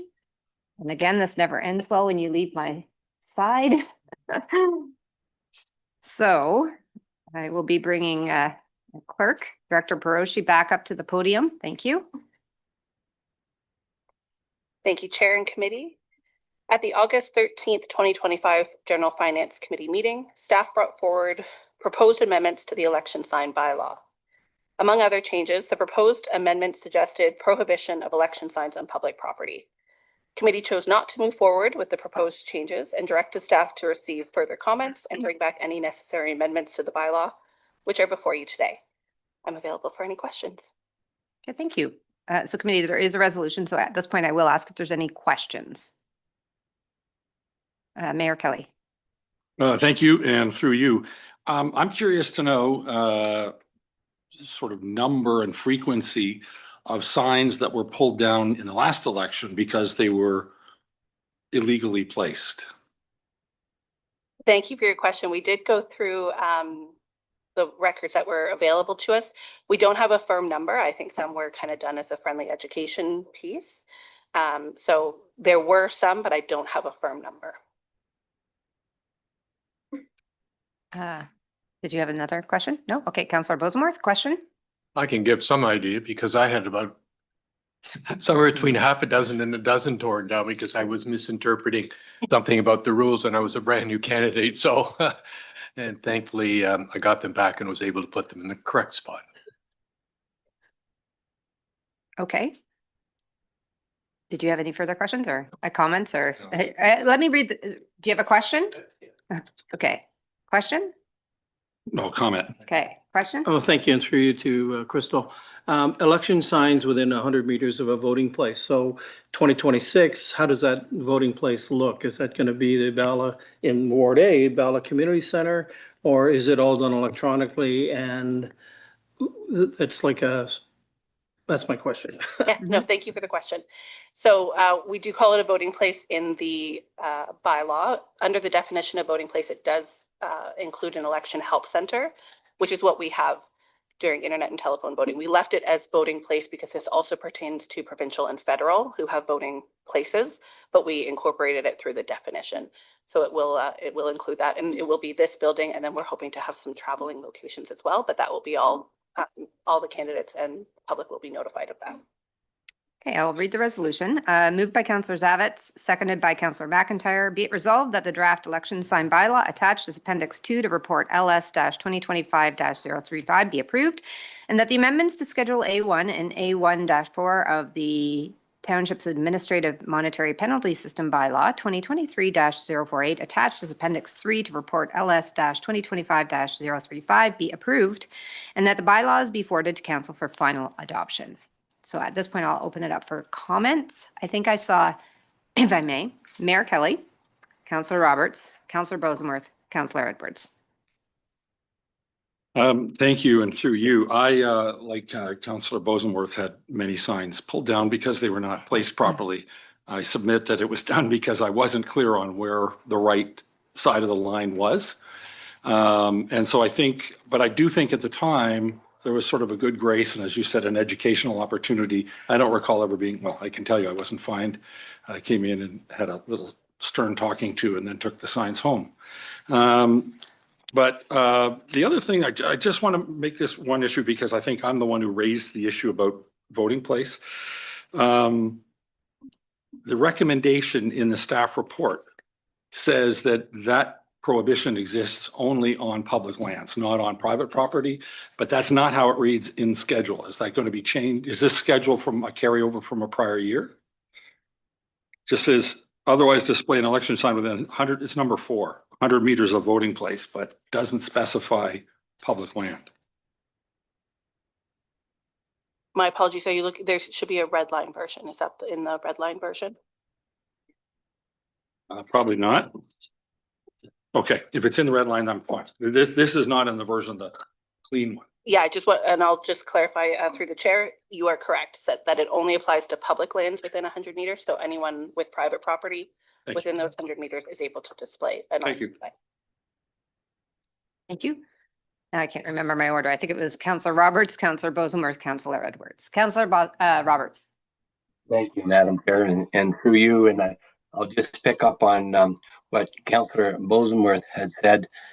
This happened to me at the first term, being a new candidate, not knowing the rules. I got many signs pulled off of 141 because the highway department there is vicious and pulling them. But so I suggest through you, Madam Chair, to the clerk, those are a great package. I think it's about an inch thick that a candidate gets. And going back on a simple talk, I think that maybe a little PowerPoint presentation for returning candidates and new candidates, just a quick synopsis of those documents are, the frequently places that you get caught not following the rules. So just a suggestion. Thank you. Okay, thank you. Councillor Bosenworth. Thank you. I would like to suggest that 3.14.1, which is a restriction that says it has to be 3 meters less than or equal to 3 meters, which is 10 feet setback from the travel portion of the road. One of the reasons I got mine taken off was that I was trying to do that. It's first of all, it's hard to know. So you try to put it far enough and you're in a ditch, because the ditches are often very close to the edge of the gravel. So I was sticking it just past the gravel, and that was, according to this rule, a no-no. So I had to find other places for them. The intent, I think, is that we don't want to obstruct traffic. And frankly, you can't put sides into the gravel. So there's the asphalt with the line, a little bit more asphalt, gravel, and then usually the ditch. Most signs won't go into the gravel anyway, because it's just not penetrable with those little wire feet. But it will go on the side. And so I think Director Proch and I discussed this, and I think we could take out 3.14.1, because the main intent is we don't want to be blocking visibility on the highway. And if you're past the gravel, there's no way no way that you're going to be blocking highway, because it tends to be a little farther down anyway. And that's why I got caught. So you would like to put forward this amendment then to the? Yeah, I would like to have an amendment to say, let's move that. And if there's anybody around the table that I hope would support that, I wasn't doing my homework to get somebody, but if I had somebody to support that, I'd be happy. Councillor Nishikawa, are you? Sorry, if you could put your mic on. I will wait until Okay. everybody else speaks. Okay, so Councillor Bosenworth will wait to see if you have a seconder for that motion. Okay, yeah, so Councillor Edwards, that's great. We will procedurally, you're going to help me, right, afterwards? So we will make that amendment or put that motion on the table to discuss as a group. Thank you. No, that's okay. I see that Gord has his hand up. I do believe Councillor Edwards, though, had a question or a comment first. I'm looking at the offenses here, and number 7 says erect an election sign on private property within 50 meters of a sign of the same candidate. This is on one property I'm taking. Like if you're in say Port Carling, you have neighbors and each one puts up a sign, but it doesn't really say that. It should say the same property, should it not? Okay, Director Peroshi, this is fun. Thank you. If you could just please clarify what number you're talking to in Schedule A. I'm talking on page 35, number 7. Erect election sign on private property within 50 meters of a sign for the same candidate. What I'm asking, if there's 2 properties, You are correct. It's only if they're on the same property. That's what I thought, but it doesn't say that. That's what I just want to make a clarification. Thank you. Yeah, it just refers to the section of the bylaw. So the fee has to be associated with the section in the bylaw. So the Yeah. fees in the back are fairly broad or very short in definition, but Okay. that's what it refers Thank back you. to. Yeah. Okay, Councillor Roberts and then Councillor Kent. Thank you, Madam Chair. I would second Councillor Bosenworth's motion. I have experienced the same problems with pavement and then ditch. Okay, thank you. Councillor Kent, I believe you had your hand up. Thank you. I just have a general comment as a newbie as well last election. I got nicked for putting signs on traveled roads that were en route towards C, but not in Ward C. I think if that's something you're not allowed to do, for example, a lot of my constituents drive through Port Carling on the 118 side, on the other side of Port Carling. And I wanted them coming off the highway to be able to see a sign for Ward C, because that's how they get to Lake Joseph. And I got told I couldn't put a sign that wasn't in my ward. I had to put it only in Ward C because it would confuse everybody. I think that's something that should be talked about because I'm not sure it's really right. As long as the signs, maybe the edit needs to be that people's signs need to say Sally Moyer Kent, Ward C candidate, rather than just Sally Moyer Kent. So if the rules have to be that you can only put a sign in your area, then it should say that. I personally don't think that's the right answer because anyway, just a point for discussion. You can ask anything you would like. Thank you. May I ask what section you're referring to? Because I don't believe, I know we restrict that it needs to be within the township, but. Well, I don't have a section. Okay, I'm just saying, I don't think there's a prohibition in here now that says you can't put it. That's right. In Ward A. And I was putting it near.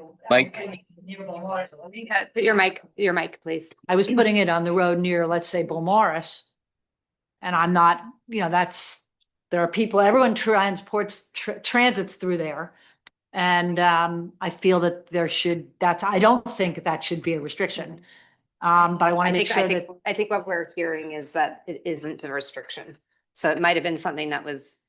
Okay, but it was definitely something that the bylaw officers, I got told in two different ways. Once on the way to 400, I was in the Georgian Bay area. Because when you go from Foots Bay, you go straight out to the highway there, and I wanted a sign there. And then I got told as well, I couldn't have it down by the Beaumaris Marina, which meant that the people who were coming and going from Muskoka couldn't see the signs. Okay. So I think there should be no ban on that if I were to make an edit, and we need to add that to the bylaw. Or put a ban on it if that's the case and make it clear. I don't. Okay. So you'd have to have something more specific and put a motion on the table for an amendment similar to what Councillor Well, I Palmer would did. say that. And it doesn't look like there's any restrictions currently from what I'm. Okay, well then that's great. Then the bylaw officers need to know that I can't be told not to put a sign down near Beaumaris Marina or on the highway, on the way coming from the Highway 11 through to Port Carling. The bylaw officers need to understand that. Okay, thank you. Mayor Kelly? Thank you. And through you, just to follow on Councillor Kent's comments, I think generally I support the notion that you should be able to put them up anywhere in the township, but the rules about putting them up outside of the township in Georgian Bay Township aren't our rules. They are somebody else's rules, and they may not allow it. And I think we do have a reciprocal relationship where they pull our signs and give them back to us and we pull theirs. Okay, thank you. Councillor Edwards and then Councillor Nishikawa. All this came about because of election signs, and now we're saying we can put election signs all over the place. You should know the ward that you're running in and put your signs in that ward. It's different for the mayor who was running for all three wards and that. But it means that I could put signs all up through Ward A and Ward C and that.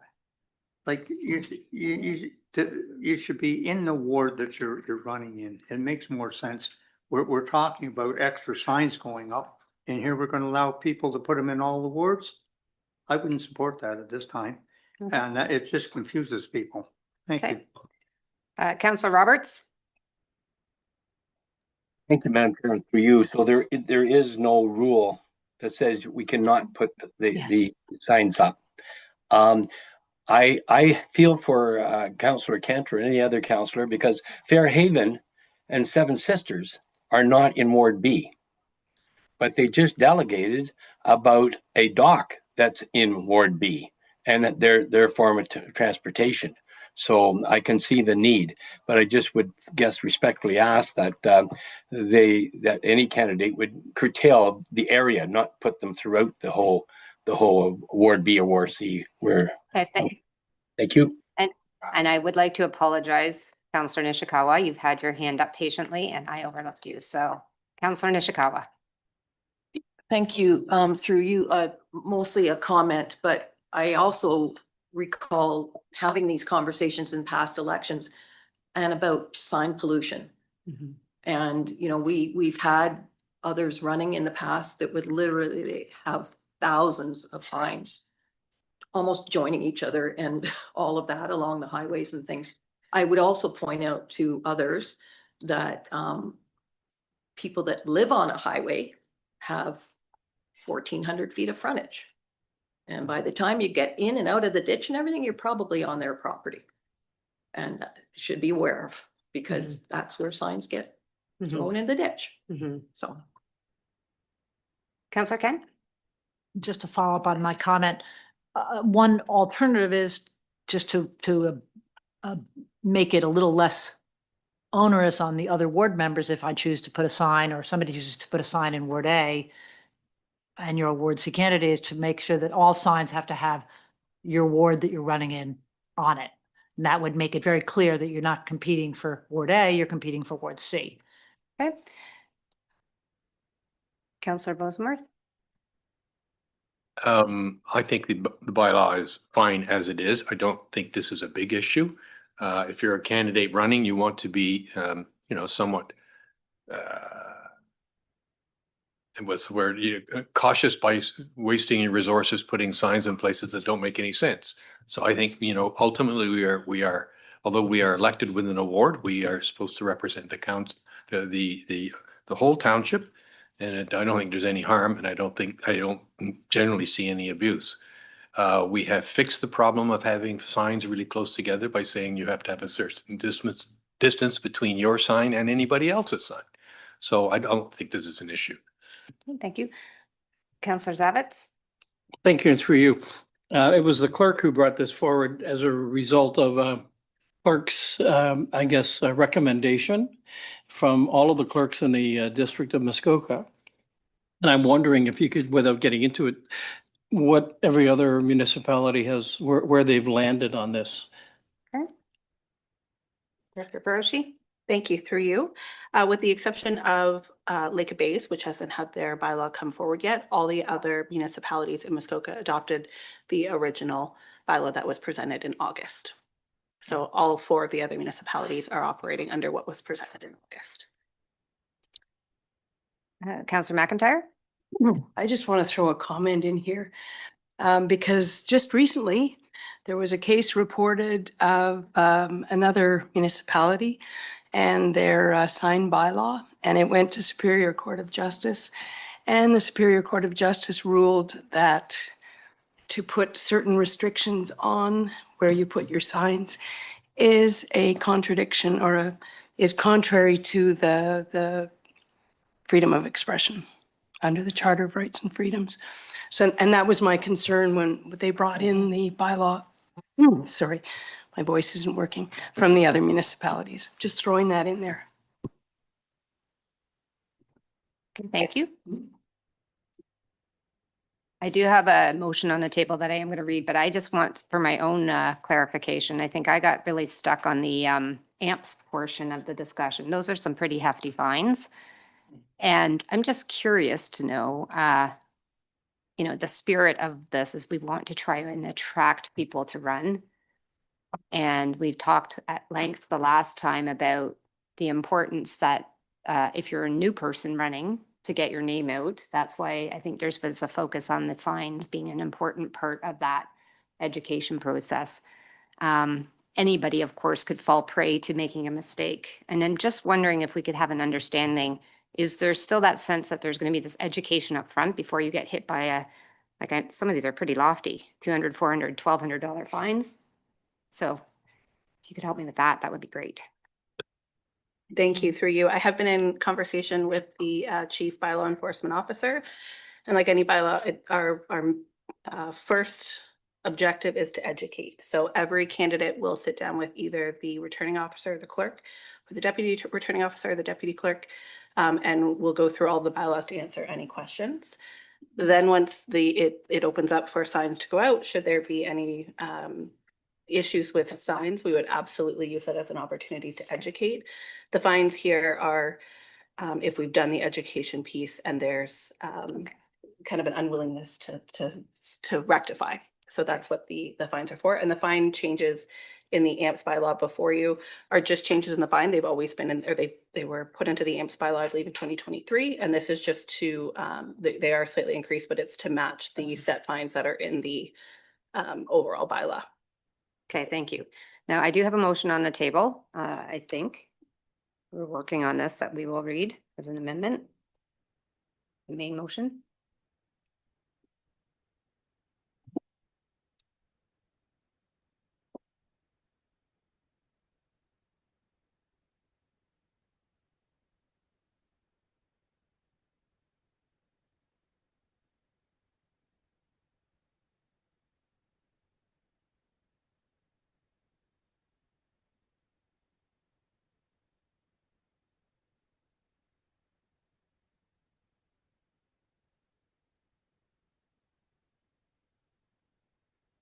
Okay, I have a new motion moved by Councillor Bosenworth, seconded by Councillor Edwards. Be it resolved that the following be added to the end of the first paragraph with the following amendment.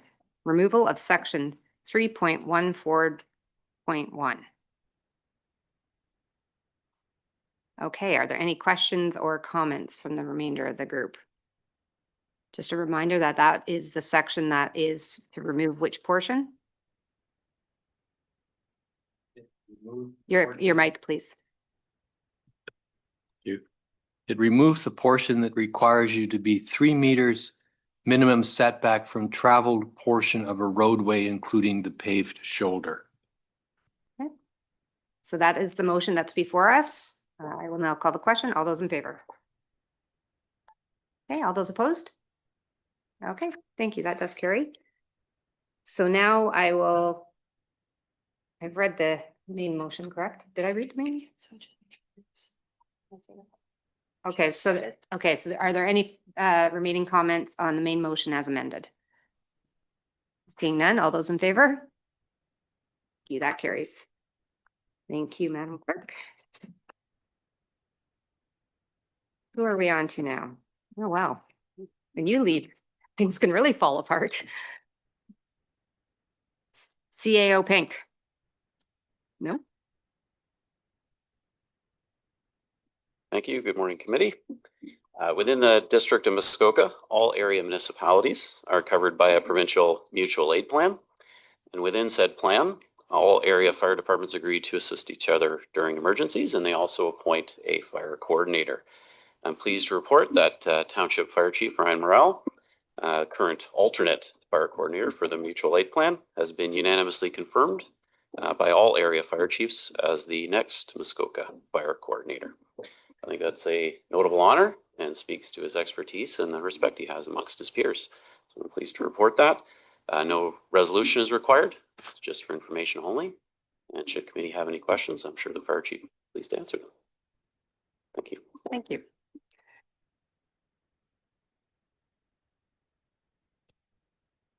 Well, thank you very much. And congratulations. Committee, are there any questions, comments? Seeing none, congratulations, and thank you for representing us. Township of Muskoka Lakes.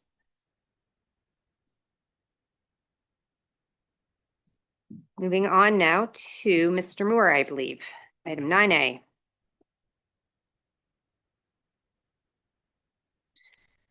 Thank you, Chair. Today's report is in regards to the generator request at the Glen Orchard Community Center by the West Muskoka Food Bank. Committee will recall this past summer, we received a delegation from the food bank asking that we help with some funding to support the installation of a generator at the community center as they experienced some outages this past winter. As such, staff were directed to review the request and report back. Upon review with a local electrician, unfortunately, the generator that we currently have at the Public Works yard cannot also support the community center itself. So therefore, a separate generator would need to be installed. We've reviewed some various funding options that could be considered to help the food bank with this. Those are found within the report. Some of the issues with those is that it would certainly prolong the project itself, waiting for grants or funding, etc. As such, staff would recommend that we include some funds in this year's capital project to help support the project. And with that, Chair, we're available for any questions. Thank you. Committee, are there any questions? Okay, seeing none, I'll read the resolution. Moved by Councillor Roberts, seconded by Councillor Nishikawa. Be it resolved that committee requests the mayor include funds in the 2025 capital budget in the amount of $10,000 to support the installation of a new generator at the Glen Orchard Community Center as per the details outlined in staff report OPS 2025-050. Are there any comments? Okay, seeing none, all those in favor? Okay, that carries. Sorry, Councillor Zavitz, I didn't see your hand up before I called the question.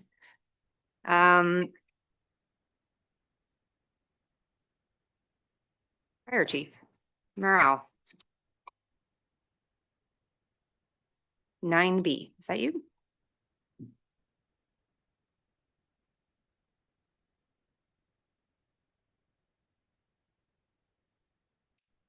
Through you, good morning, Chair. I wasn't quite prepared. I thought I was further down in the docket, but I just caught up to myself here. Before you is a report that outlines the OPP policing priorities for public safety. I believe it's 3 years. Every 3 years, there's a strategic document that's prepared by the OPP, so they have all of their priorities encapsulated in that document. They've asked a senior leadership team for information, specifically for our thoughts and opinions.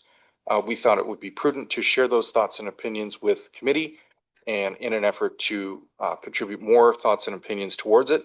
The OPP's action planning process ensures compliance with an Ontario regulation. The regulation is called the Adequacy and Effectiveness of Police Services Regulation. Before you is a report that contains basically we used the same 3 themes that they used in the previous document that they had prepared 2023 to 2025. There is an area on crime, an area on roads, waterways, and trails, and an area on community well-being, and staff have contributed some thoughts around those measures. And I now stand for your input and questions. Thank you. So committee, if there's questions, and then I'll read the resolution. Councillor Burry and then Councillor Zavitz. Thank you, and through you. I noticed that it's roadways, waterways, and trails, but it seems to be primarily focused on roadways. And I'm wondering if we can change some of the wording to include some of the waterways that have become exceedingly dangerous. There are boats racing, and I would call 2 boats going in the same direction at the same speed over 100 miles an hour to be racing. That's my definition. I don't know if that's the police's definition, but we have a serious problem on the big 3 lakes with big boats with excessive horsepower that just go too fast. The particular area that I see a lot of is what we commonly call Thunder Alley. There's a resort there, Sherwood Inn, that has many newcomers to Muskoka, and I see them out in canoes, and they have absolutely no idea of the threat to personal life some Saturday and Sunday afternoons. and some Sunday mornings too with a big red boat. So I know it talks about roadways, waterways and trails, but the messaging when I got through here is it's roadways, roadways, roadways. And I really think that we need to get the Bracebridge detachment to understand a little more about the waterways. I know that we've got the boats. I know that we do the maneuvering. I recognize it's there. But if the documents that are the guiding principle don't reflect the tone, then we're not going to get it. So my question is, can we somehow reflect the tone that our waterways have become very unsafe, and it's just a matter of time before someone gets killed. The boats don't have brakes. Okay.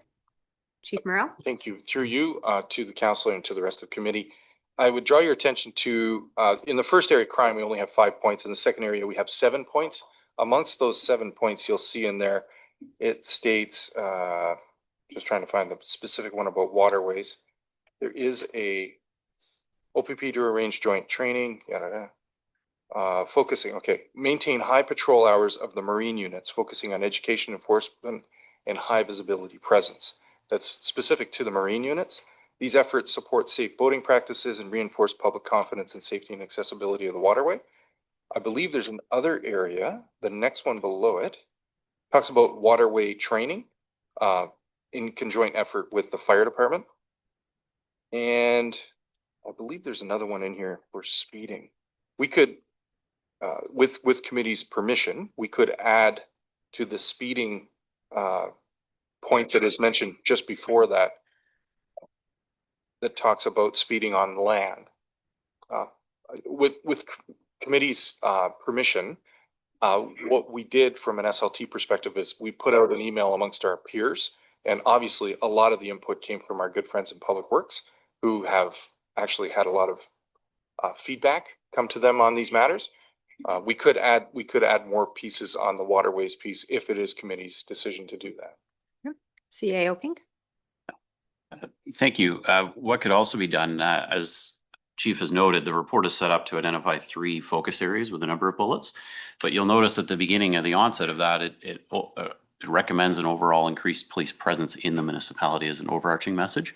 What could perhaps be done right now, the resolution just simply directs staff to forward the report to the OPP. Staff can certainly craft something in the resolution that goes beyond just forwarding the report, but to request this increased police presence, including in particular along its waterways. Okay, should that be a wish of the committee? Okay, supplemental? So the supplemental point is that, racing on the highways is confiscation of your car. The jurisdiction on the waterways is different and significant. I've never seen a boat impounded for racing. And we somehow need to get the message across that we're not going to get behavioral change without some leadership, and we need some leadership. Thanks. No, okay, so we are still in questions, and it was not a question. But it was a My nicely question was played. Excuse me. how can we change the Excuse me. tone? Okay, thank you. I'm just trying to understand as I go through the questions. I see that you're trying to make comment. I've not read the resolution yet. So are you, you're taking, okay, you're working. Councillor Zavitz, question. Thank you. Through you. The question is, I think it's a great report, and it starts off well. I know that, I've been very critical of the mayor over these last 3 years. He sits on the police board, and he's the one that takes our direction to the police board and says, the township is asking for more police presence, and we constantly ask for that. So I guess my question is, when I read the report, and certainly what we're going to be asking, I think that there could be more emphasis. I mean, the idea that we're asking for, wherever it says here, an enhanced police presence, what? For $6 million. I'm saying, can we craft stronger language directionally within this document instead of being so, they'll work with this. So I'm asking about the language piece. Yes. Which is tone, right? Language and tone, and just to understand, CAO Pink, is that what you were referencing when you made your comments? Thank you. Through you. Staff, we can sort of put our minds to a bit stronger tone, but also just explicitly in the resolution note the main request. So at least that's upfront and clear, including, should you wish, increased presence on our waterways. And I can put my mind quickly to perhaps a stronger tone to that as well. Okay, thank you. Councillor Nishikawa, and then I think Councillor Nishikawa had a question though. Thank you. Well, essentially, my question would, I'm not fully supportive of the report right now because it personally doesn't talk to incidences that happen in my community. But I'm not 100% clear how to get the message across, other than I almost really was hoping, could we have the OPP attend? And then also have them have a better idea. So my request would be, could we have the OPP attend, and sooner than later? And because also, and I'm pretty sure, and my question is it $6 million or $7 million that we're paying? Yeah. 7, and like, so I'm just getting there. So again, those kind of things, but also I would love to see a report, or could a report be established for Muskoka Lakes in particularly? Chief Morrell, could the OPP come and attend and provide a report? As I'm not the OPP, I could definitely have that conversation with them. I think it was thought that I was the best contact point, the intermediary, because we have a good relationship with the OPP. I could definitely ask that question. I'm not quite sure if they would feel that that's the right place for them, only because conversations that I've had with the OPP, and it's very specific in this report, this document is not used to direct them. It is to inform them of priorities. Okay, I just want to highlight that. Mayor Kelly, I think you had your hand up. You wanted to comment as well. Thank you. And through you, just to, I'm sorry? No, I'm responding to your question. I'm trying to answer the question you asked. What was I going to say? Oh, sorry. Yeah. Detachment Commander Beebe comes, I believe it's once a year, to sort of walk through the budget, walk through the new developments in policing. But I also know by experience he will come on request, and he'll come promptly. He attended the Georgian Bay Council meeting last month at their request just 30 days earlier. So we can get him to come. Yeah. Okay, thank you. Supplemental question? My biggest concern is that these reports have not, in the number of years I've been reading these reports, do not identify the crisis that happens in the summer months, generally on a weekend during a key event and that sort of thing. And again, people literally being dragged into the bush. Those kind of things I really want there to be more of a focus on, because it's real and it affects a certain gender. Councillor Roberts, I'm going to read the resolution and then you are first up. So that way, question and comment at that time, okay? Moved by Councillor Kent, seconded by Councillor Burry. Whereas the Bracebridge Detachment of the Ontario Provincial Police, OPP, have contacted Township staff seeking thoughts and opinions on key public safety priorities impacting our community today and in the near future. Now therefore be it resolved that staff be directed to share a report ES-2025-022 with the OPP for the purposes of developing the Bracebridge Detachment Action Plan. So now Councillor Roberts. And then Councillor Bosemuth, and then Mayor Kelly. Thank you, Chair, for reading it, because it makes it easier than forming a question. Well, I know that we want to increase presence on our waterway. And along with that will be, increased enforcement of the life jackets and the flashlights and stuff like that, which is very important. But I'm getting a feeling that rather than just seeing an increase in tickets in those areas, that the OPP are focusing more on boating behavior, which when the highway we'd call it stunt driving. But that's I don't know how we work it into that, but there's a lot of bad behavior that is dangerous on our waters, and rather than just increasing the fines for not having a paddle, it's okay, but we need to have bad behavior looked at more. Thank you.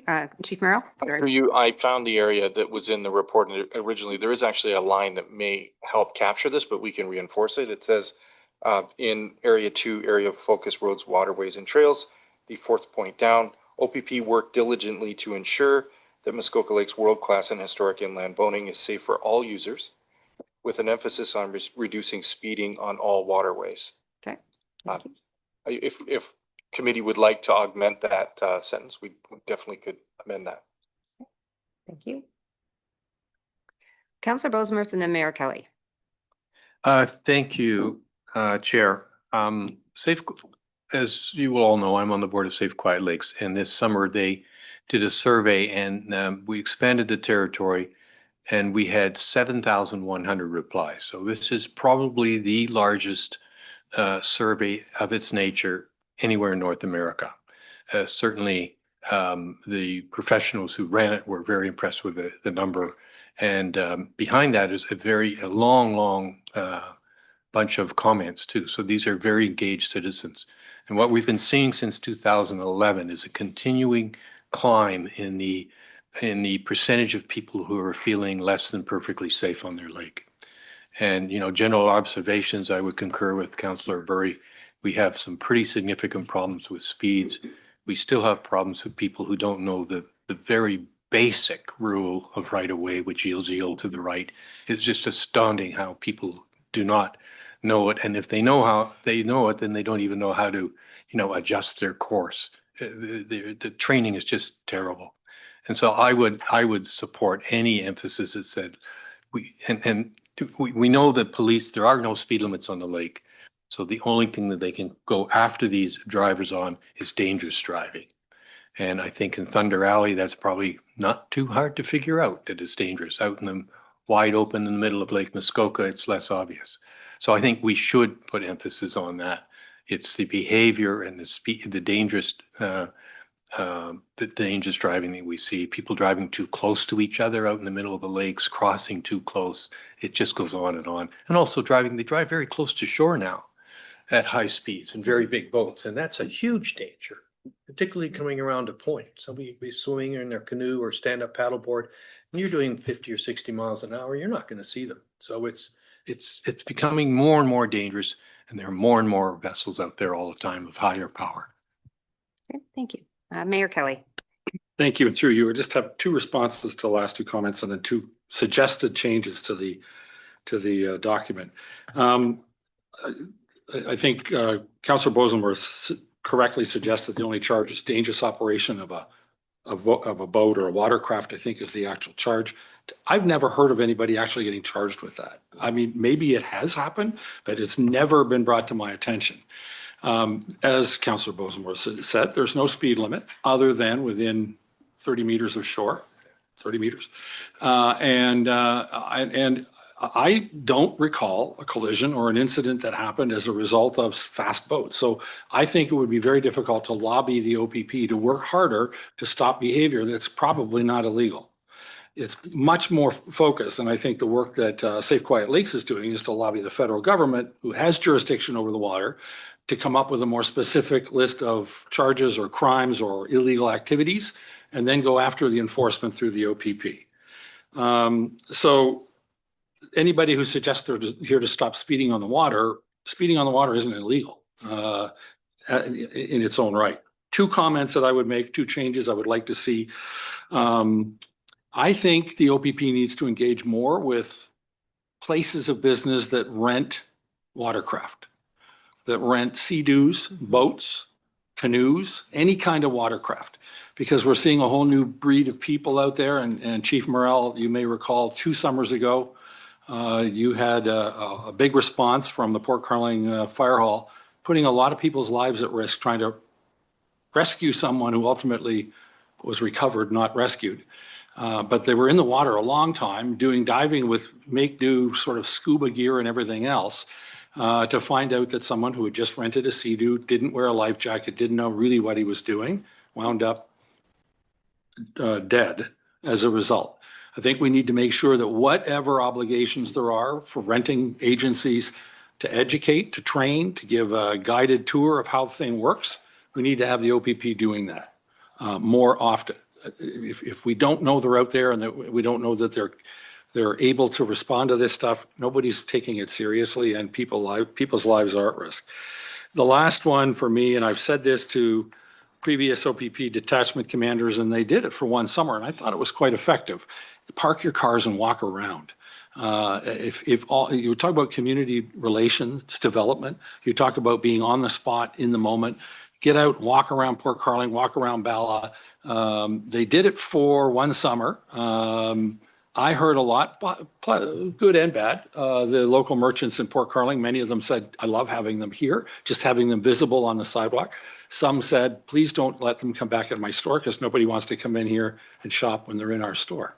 So for whatever it's worth, I think getting out of the car, they drive by with the tints, you don't know who's in there, you can't see them, put a face on it, become a local police constable in the old fashioned sense.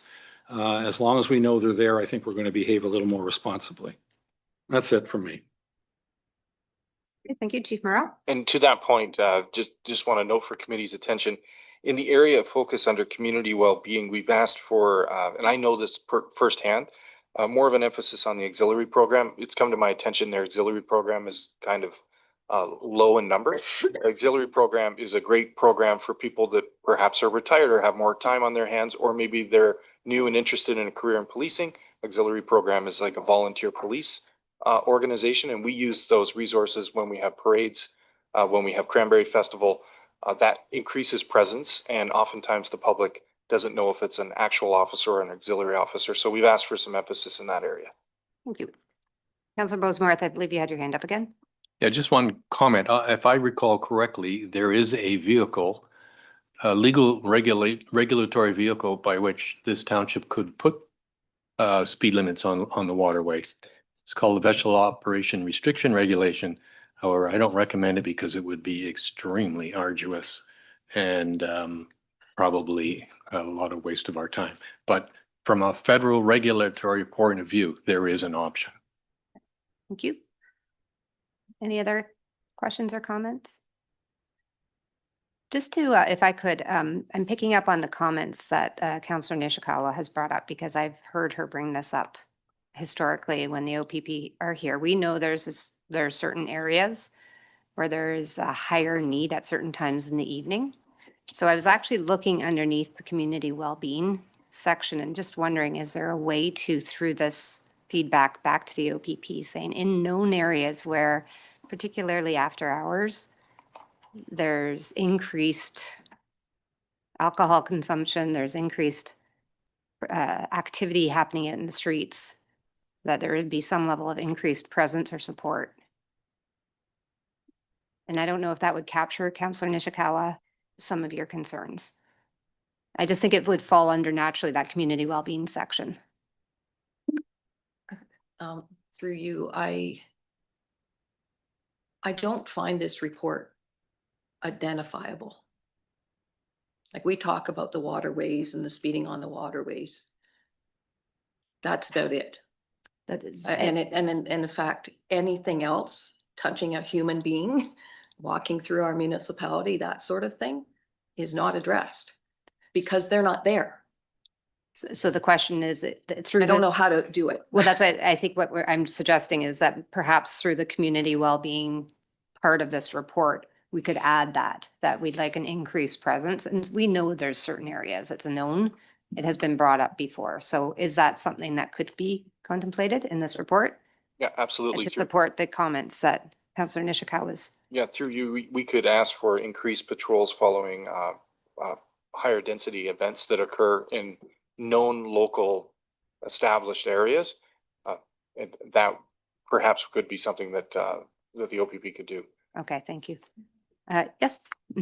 But the reality is I actually have it in a different, I noted how many shows were at the Key for how many weeks in a row, and Monday nights, for instance, and then also being out and about and seeing actions that don't happen on one road. And historically, we used to have those OPPs walk the whole town because it's not that far to walk. They're not doing that sort of thing anymore, or they'll say, well, I'm a paid duty guy and I don't have to. So mostly I'm saying, like, they're not going behind the water tower to see what the actions are. And I also wondered, what's a camera worth? Maybe we should start filming some of these areas if we're not going to actually get police presence. Chief Morrell? Through you to committee, I would just like to highlight two pieces. Number one, we do mention in here about the camera and about cameras and giving us more information so that when we come to committee and council, we can use the request from the OPP to put more public facing cameras in play, because we do know that that's an effect that does work in deterring crime. And the second point that I would mention is I have traveled through these areas late at night on Mondays, late at night on Saturdays and Sundays. And there was one occasion where they actually did a enforcement blitz right in downtown Bala, and they did get a lot of tickets out of that. So I could have Inspector Beebe expand on that when he comes, because I think that you'd be pleasantly surprised that when they do a blitz, how many tickets do come from that. And I do know there was some media reports about that, and I myself was stopped in a red and white vehicle, but rightly so. They're supposed to check everybody.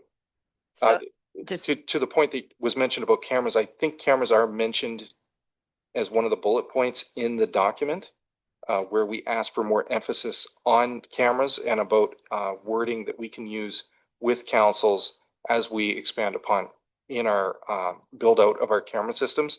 OPP promote public camera systems, which is a network that they go and they highlight where all the public cameras are located. And for committee's information, this is one of the things that closed the crime in Aurelia when Aurelia had a burn in its downtown location was actually a private camera that the OPP already had access to. This can help public buildings make camera considerations in any new developments. I just want to highlight that for committee. thank you. Committee, are there any other comments? Because I think we will just need to take a few minutes. Just you can hear the clerk has been trying to capture some of these comments, and I think we'll just have a minute just to update the plan. Seeing none, okay, just give us a few minutes. Thank you.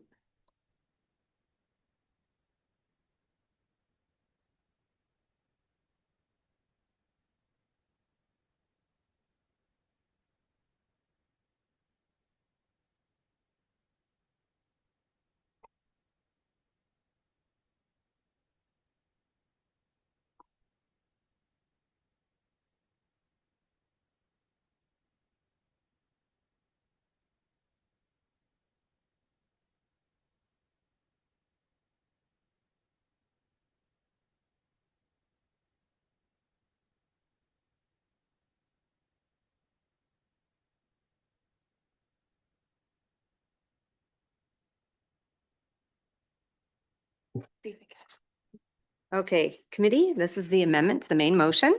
I will read it. It's a bit lengthy, so please listen, and then hopefully it captures the discussion we just had. Moved by Mayor Kelly, seconded by Councillor Rosenworth. Be it resolved that the following be added at the end of the last paragraph, with the inclusion of the following bullets to the report. Specifically engaging with businesses that provide rentals of water vessels, increased patrols during and after community and business events during the evening hours.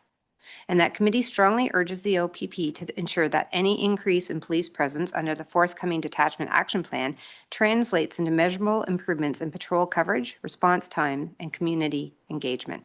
And that committee emphasizes the enhanced presence must prioritize visible enforcement, consistent patrols of rural and waterfront areas, and proactive deterrence of unlawful activity rather than administrative or reactive measures alone.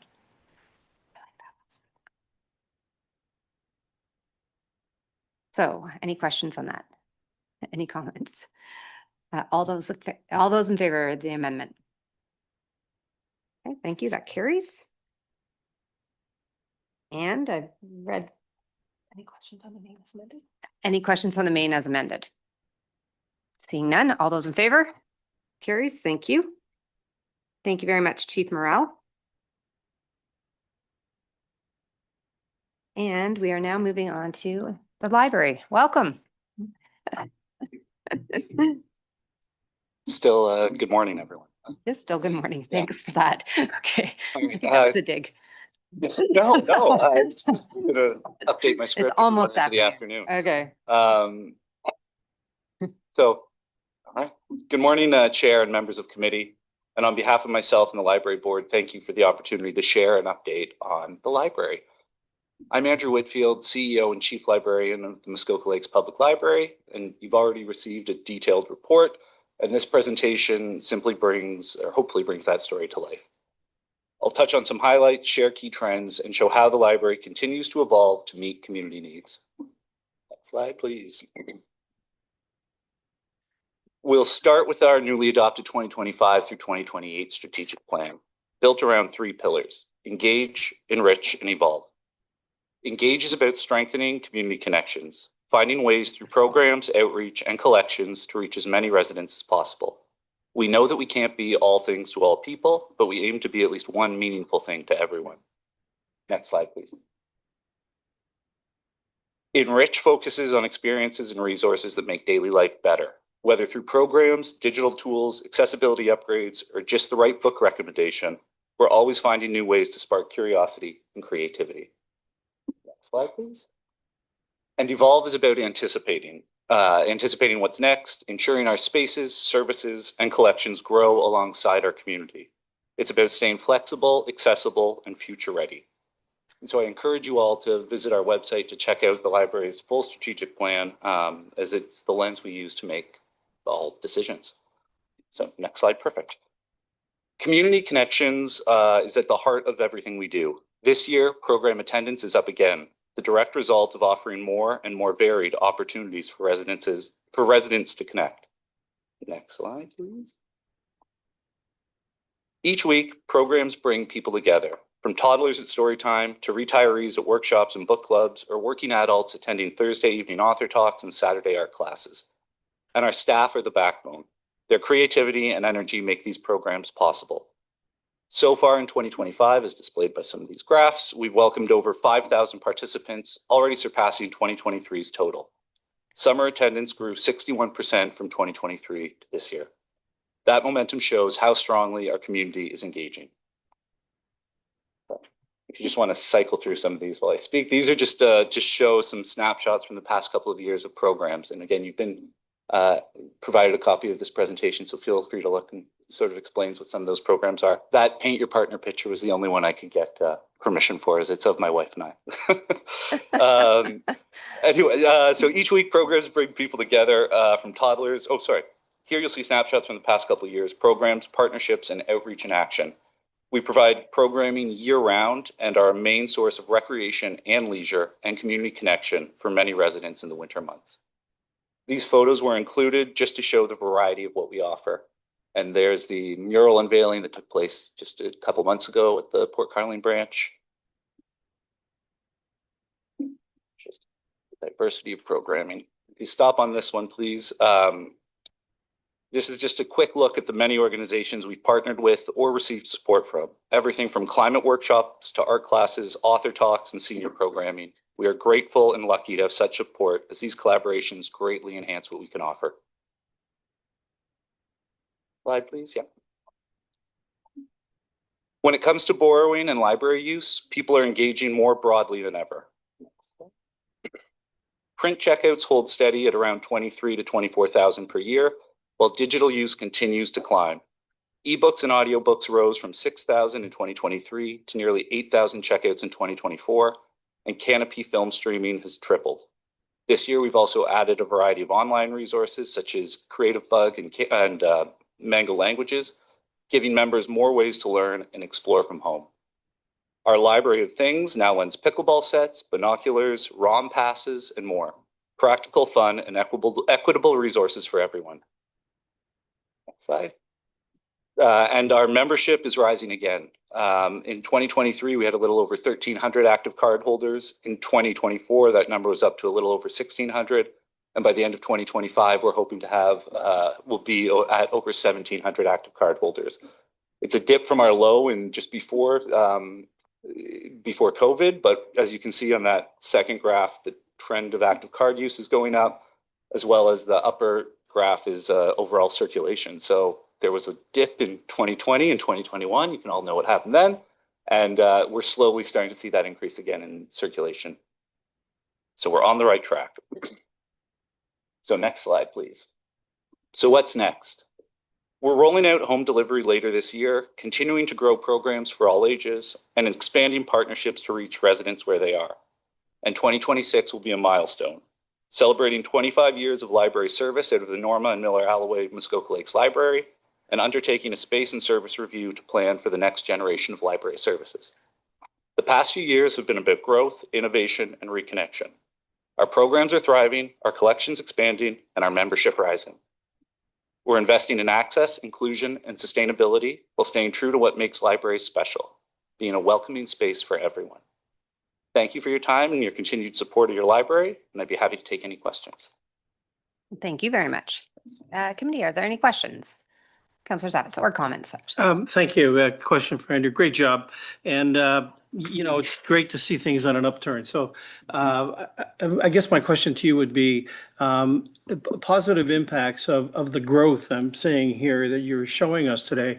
How does that affect or impact, say, the 2026 budget? I mean, if you're growing your membership by 2,000 here or 800 there, I realize they're smaller dollar number contributions, but can you speak to us about how that may or may not impact a 2026 ask from the library? Sure. So for 2026, our ask is pretty much in line with what we've consistently done. We do have, as mentioned, an allotment for a study to review our library services spaces, which might dictate post that service levels or facility infrastructure that the library needs. So the post 2026, we might see if there's recommendations that come out of this report, increases to that. But for right now, based on the staffing we have and their ability, as well as input from the community, we are able to sort of just maintain the status quo and ride this sort of wave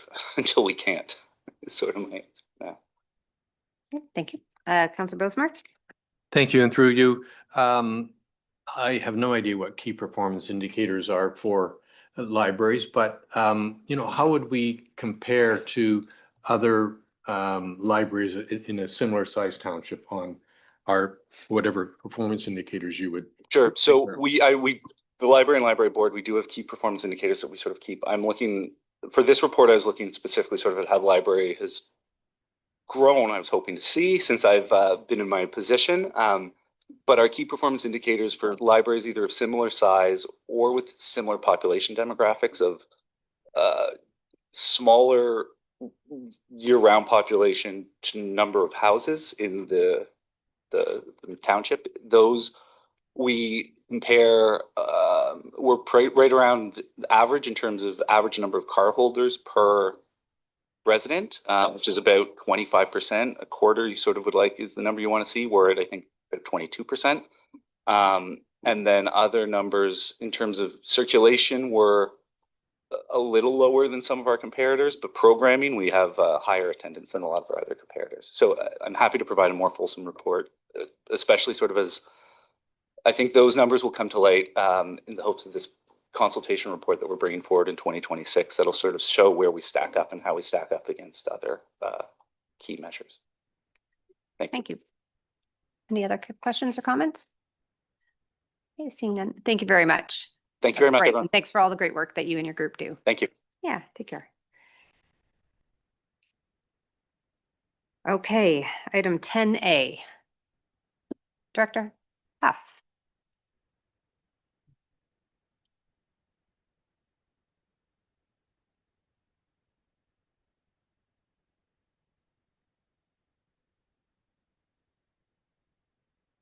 Thank you, committee. So the report that's before you has to do with a proposed update to our existing community improvement plan.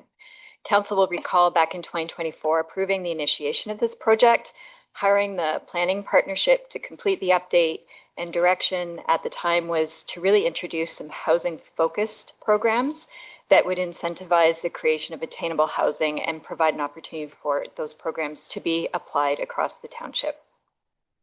Importantly, I will note that the 4 existing CIP programs will continue to remain. One program that is existing is proposed to be updated. That's the Attainable Employee Housing Grant. And 5 other grants are proposed at this point to be added to the program. These range in purpose, some to provide grants to help developers assess the viability of housing projects, to provide funds in support of the creation of secondary dwelling units, as well as provide relief from development charges and tax increases associated with new development. So full details of the proposed update is available in Appendix 2 that was attached to the report. And I just would like to quickly touch on the next steps for this program. So our consultant has provided a draft of the proposed new programs, and with committee support, staff would then roll out a communication plan to make this available to the public for review and to try to get public comment and feedback on the proposed changes. As well, I would note that it actually requires a text change to our official plan. So that would mean it is an official plan amendment, which does require a formal public meeting, and staff would also proceed with making those arrangements as well. Ultimately, what we are looking at is potentially being in a place where we could have the adopted OPA as well as the CIP program approved and in place for spring of 2026 for that round of CIP intakes. So I'll leave it there. Happy to take any questions that committee has at this time. Thank you. Okay, thank you. Committee, any questions? Councillor Nishikawa? Thank you, through you to Ms. Huff. I would like, if this is coming back, I would like almost a version of the district granting program.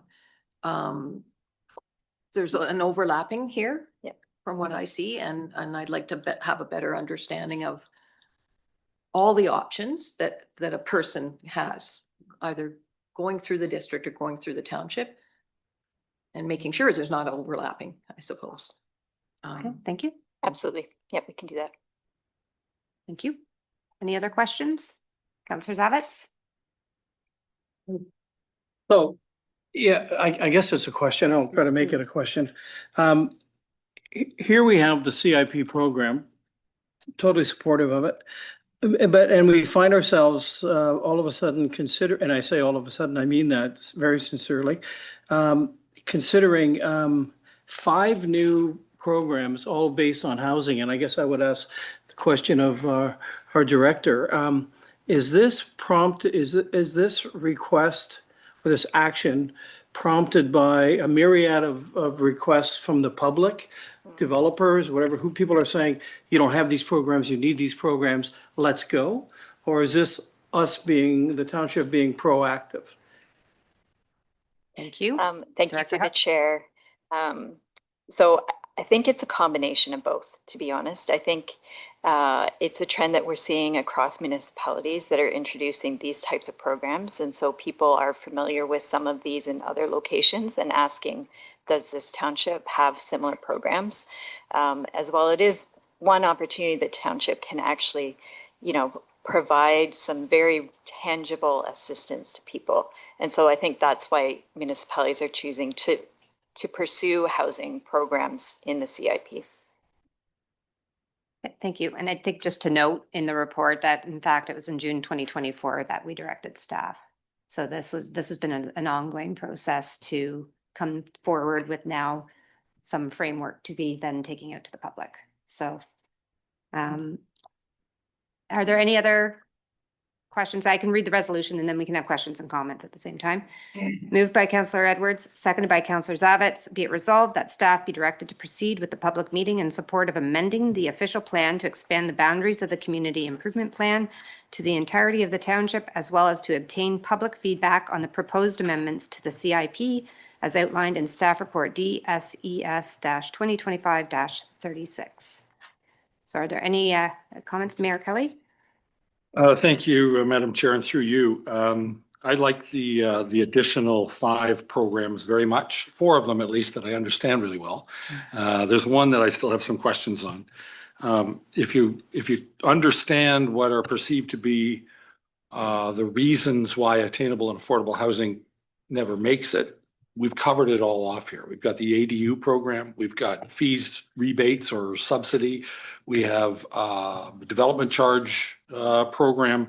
I really like number 1. I think it's kind of is one that I haven't seen before, but I like very much the ability to help potential developers understand the potential that exists in any particular plot of land. I think that's great. I must admit, I went through the number 5 and I went back to the appendix and looked at the details. I'm still not 100% sure that I understand the tax increment equivalency grant program. Maybe it's just the title. But could you just walk me through that, just high level?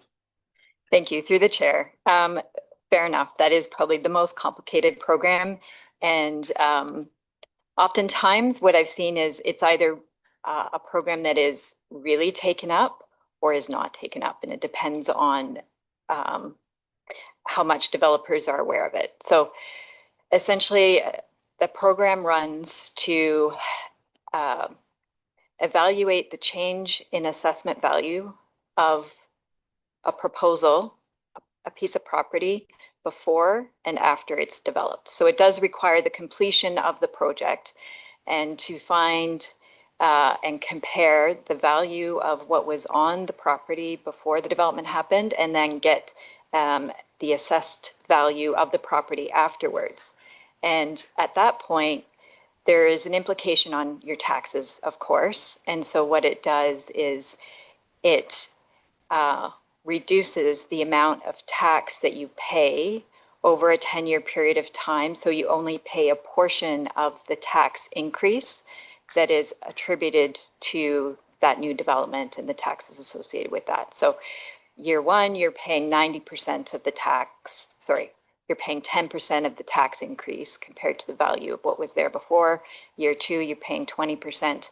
And so it can lead to a significant advantage and a long-term advantage to the developer, provided that they are comfortable completing the project and then only getting that grant afterwards. I will say in some municipalities, for instance, in Chatham, it was so successful that they actually, they had to assess it after a period of time just because it was so well used by developers who understood the advantage. Thank you for that. I understand it much better. One quick question, if I may, on that one. Is it only apply on purpose-built rentals, or if you buy it and resell it? And if you buy it and resell it, does the tax efficiency program carry forward with a new owner?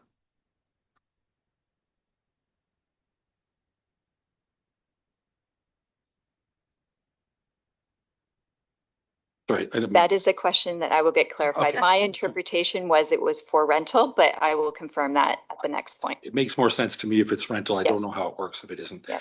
Great program. I really like it and I'm happy to support it. Okay, thank you. Councillor Nishikawa? Oh, sorry. I'm just a response to Mayor Kelly. We used to have a more detailed in that, but what we found was going way back many years ago, I'm going to say more to the 90s, that people were getting money and then flipping and then not repaying. In that case, it was the district. So there's all kinds of other little provisions that doesn't happen. Thank you. So I have read the resolution. I'm not seeing any other hands up. I guess I just want clarification for the broader community that's watching. This is a good example of staff having brought forward a report, but that there's going to be a very robust public engagement, I think, through Engage Muskoka Lake. So if anybody is interested in following this project, the appropriate way is to sign up via Engage Muskoka Lakes, and then they will have ongoing updates. Is that correct? That's correct, Chair. And so I think I heard you say the ideal would be that by spring next year, this is the type of project that will take that kind of time, given the complexity and the input required. That's correct as well, because it is an OPA. We have to go through the steps required to hold the public meeting. There's a period for it being given to the district for their approval as well. So that all adds to the timelines required for this project. Thank you. Councillor Bosenorth? Yes, just a general comment. I certainly know around this table, we've had some discomfort granting structural and mechanical upgrades. I'm not suggesting we take it out at this point, but you know, if we are expanding it to focus, to expand the focus to include new housing, you know, maybe one way we'd help make more money available for that is by reducing or eliminating mechanical upgrades. These are things like furnaces inside people's buildings, as was my recollection. So just a comment, keep it, just keep it forefront. Okay, so I have read the resolution. I'm now going to call the question. All those in favor? That carries. Thank you very much. We will now move on to 10B.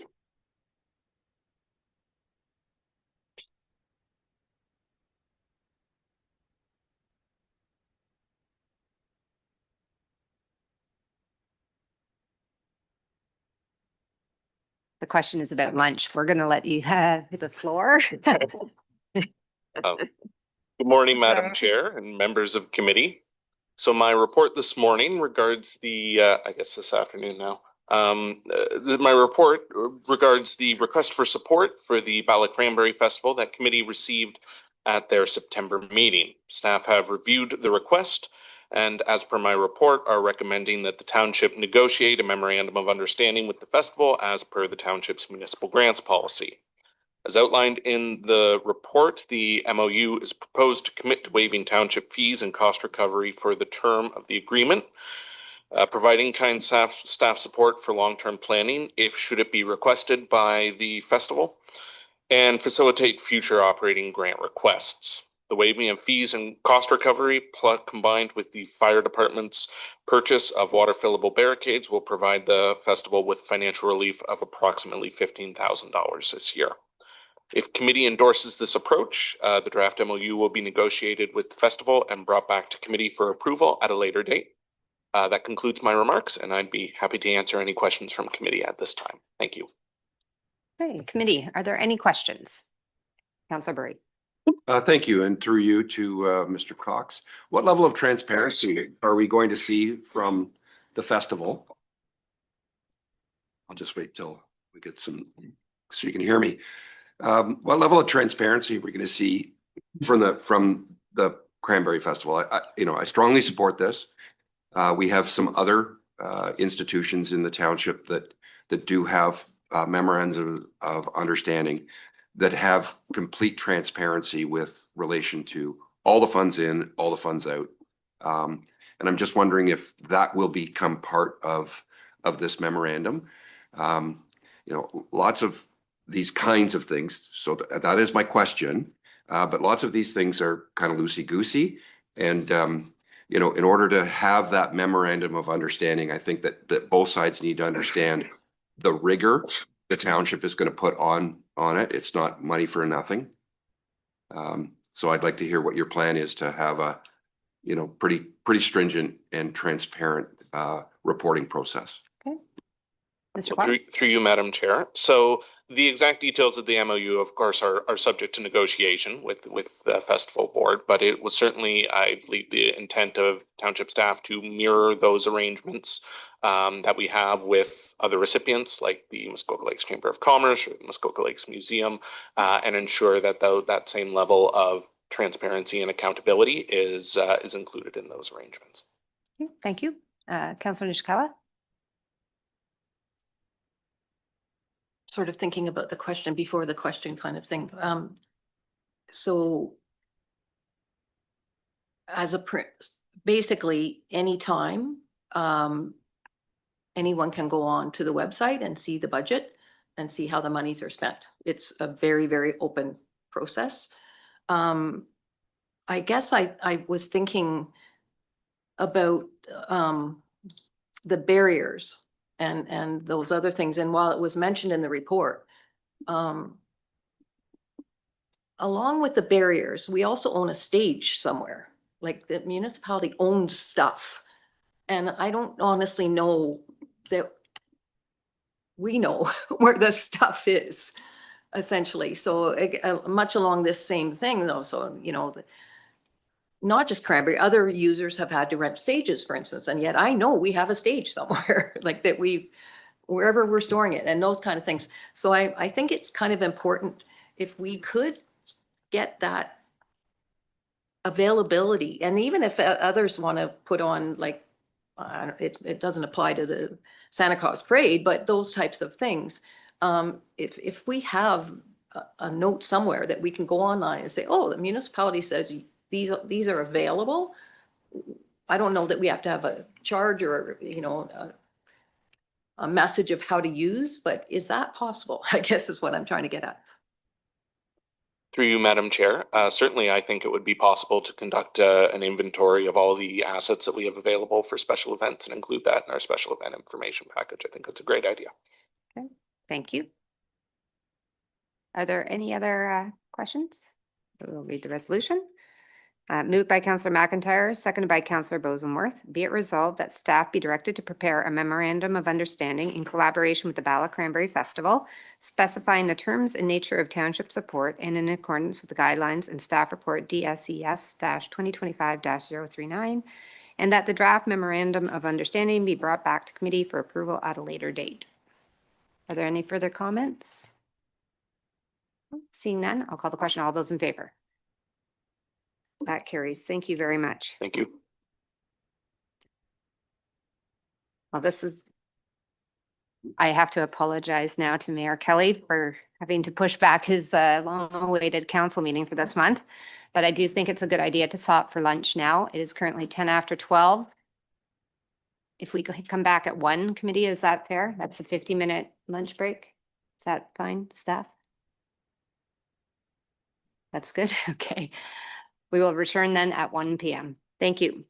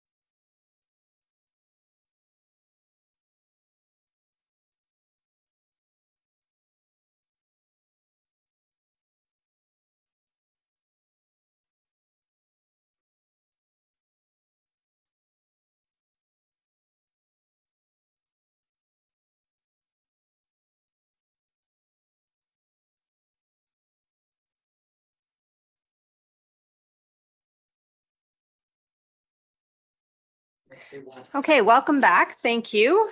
Okay, committee, we are now going to be going on to our new business.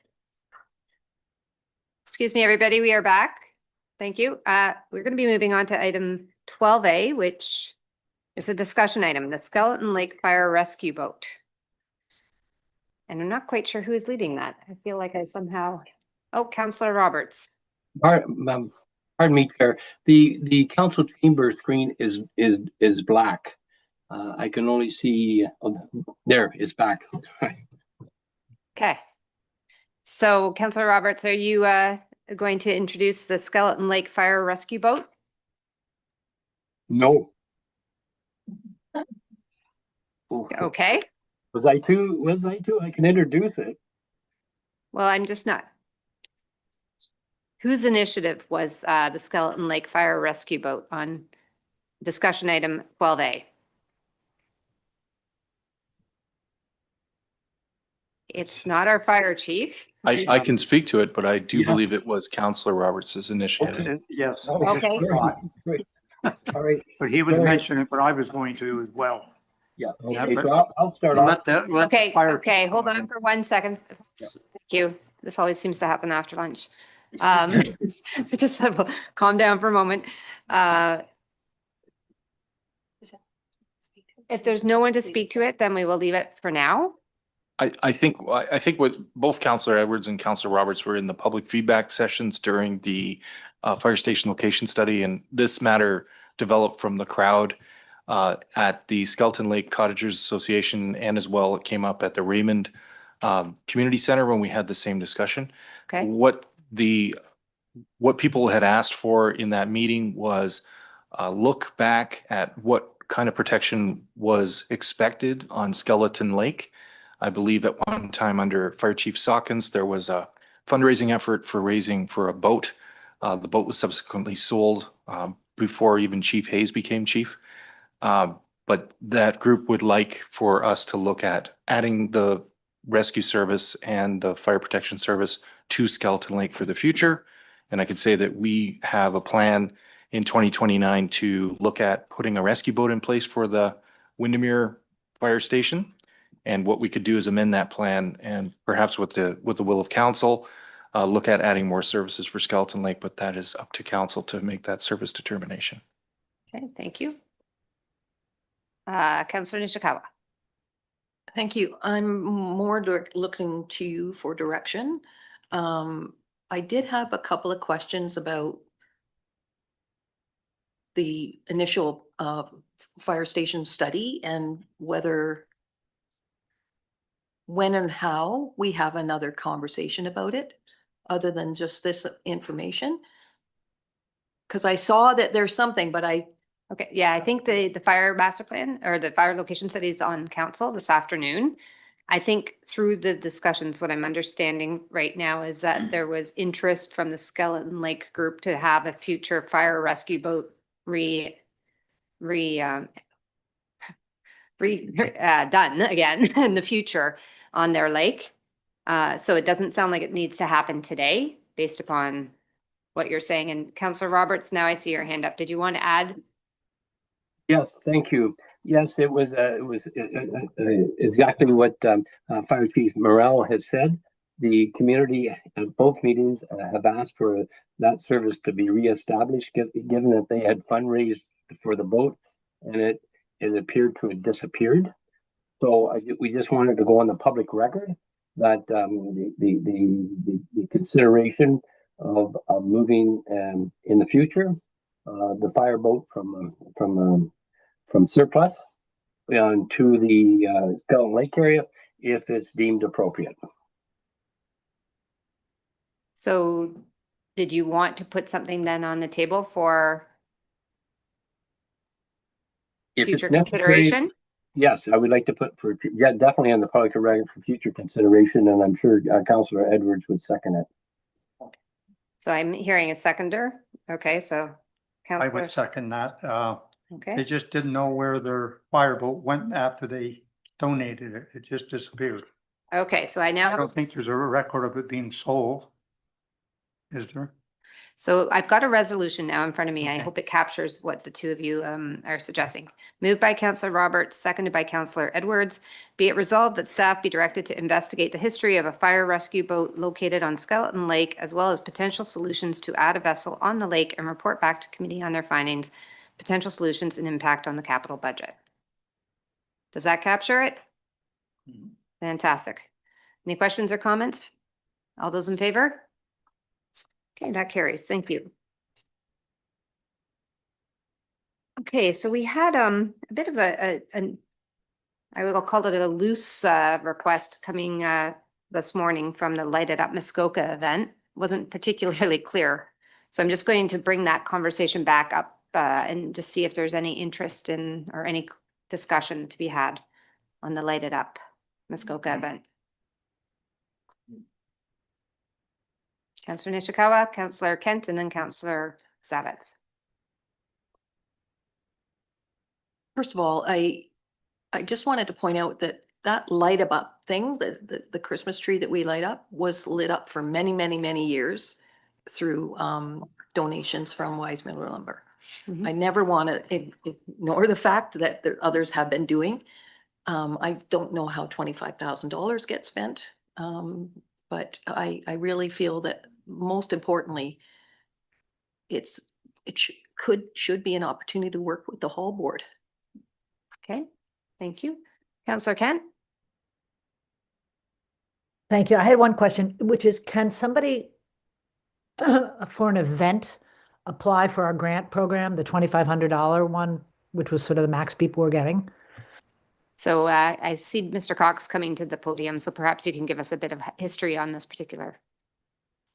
Through you, Madam Chair. Yes, certainly community events are eligible for the community grants program, and we have provided funding to many events through that program over the course of the last few years. Certainly, I know there's been conversations with this group before about them putting in an application to the community grants program, but that has not occurred as of yet. Okay, so yes, I was hoping you'd communicate that back to him, that he should apply through the community grants program. The next application would not be till like January or something, would it? Through you, Madam Chair, March 2026 is when we're anticipating the next one. Okay, thank you. Thank you. Councillor Zavitz? Thank you. It's for you. Just for public clarity. So when Mr. Klos was here earlier today, he mentioned and referenced, the light up ceremony that was driven by him and a few other people. As he dropped off of the hall board, he out of his own volition, and he has not to this very second come forward asking for any sort of support from the hall board. So the hall board isn't even aware that there is, if you will, this event happening on whenever it might be Okay. potentially happening. Thank you. Okay. So it's okay, Councillor Nishikawa? I just wanted to offer why I think it's important. Because quite honestly, the hall board could enhance the whole experience by ensuring that other uses, for instance, toys for kids, like that type of thing, like that's what we used to do at that hall during things. So that's why I think it's important to engage with all the users. Okay, so it's sounding to me like there's an opportunity in this particular area for different stakeholder groups to come together, and the idea is a good one, but it needs a little bit, I will call it communication. Mayor Kelly. Thank you, and through you. I think it's a great idea. I think it's a great event. It's new, and I don't think Mr. Klos necessarily understands the process to get some funding. So might I ask that the ECDev officer, Mr. Cox, reach out to him when the next year facility is open. I think he just needs a little bit of guidance to understand there's a process, there's a form, and some basic element of understanding of what kind of money he needs to get it to go forward. Thank you. Okay, thank you. The next item was the operating grant request from the Muskoka Lake Snow Trails Association. So I think that the specific ask, as I heard it, and Mr. Cox, you probably are coming back up for this one as well, probably, is it was a $20,000 ask. And to be, I guess, managed through an operating grant. So perhaps, Mr. Cox, I don't know if you have some further information you could share with us just to help us with this part of the conversation.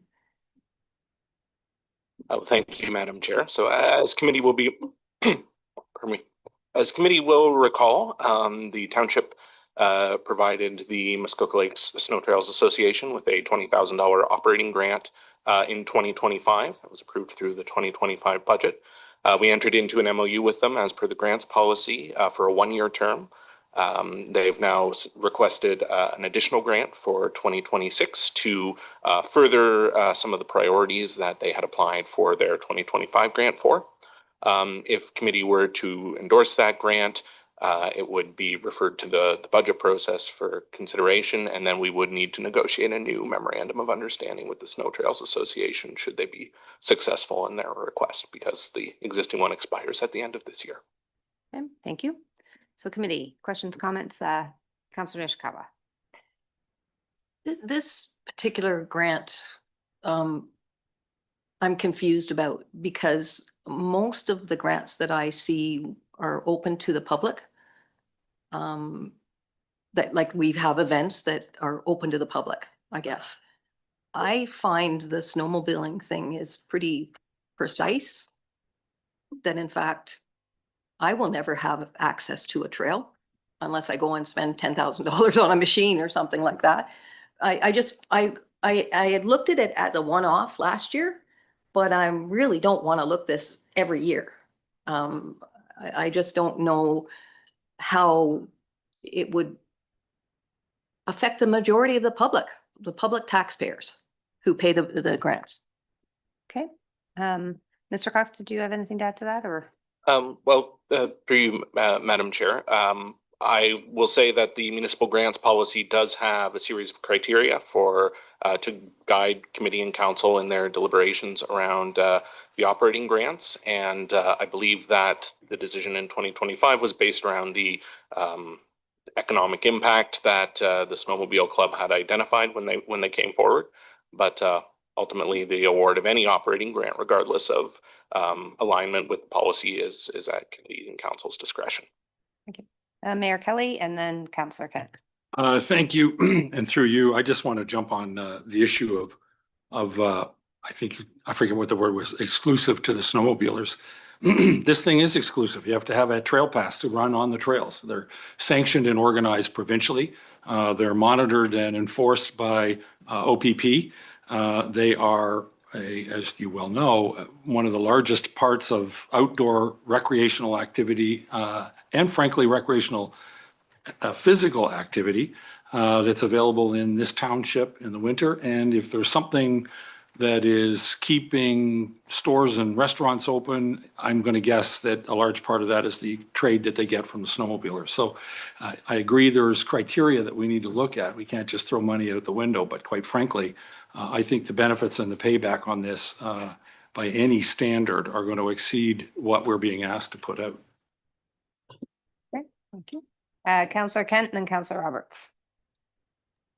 Actually, I think Mayor Kelly just addressed my comment, which is I wanted to make sure if we were committing to something, it looked to me like we might at some point be here committing to a longer term relationship on a grant basis with the club, that it was something that was in line with the strategic thinking of the township. That's all. I'm not a snowmobile user, but I understand, as Mayor Kelly says, that it's a large part of the community. So that was my issue. I was concerned about it as compared to Hardy Lake and maintaining the trails there. Do you know what I mean? Like, is this something we're committed to doing on a long-term basis? Okay, thank you. Councillor Roberts. Thank you, Madam Chair, and through you. And I echo what His Worship was saying on this subject. I recall last winter, I was driving by Bass Lake restaurant there, and the lot was full of sledders. So it does bring in a lot of economic development. We have nothing else that big to offer at this time. So I think we should at least table and discuss it during the budget process. Okay, thank you. I have now heard it from a couple of people. There is interest in forwarding this as an idea for the operating grant. I think Mayor Kelly has put forward indirectly a motion. I think it's being created. Is there a seconder to that motion? Okay, Councillor Bosenworth.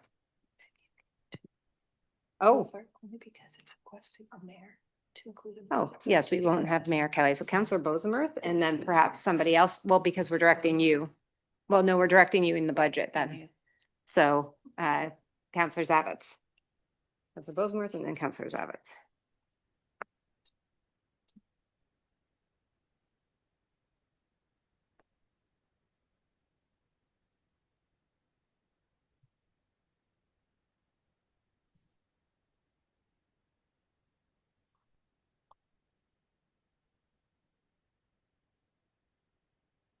Councillor Zavitz? Thank you, through you. I guess my question would be, given the presentation, which we sought confirmation that the actual ask was $20,000, might our motion reflect that up to $20,000? I mean, who knows, maybe at discussion it's 10 or whatever it is. Are we deliberating $20,000 is my question.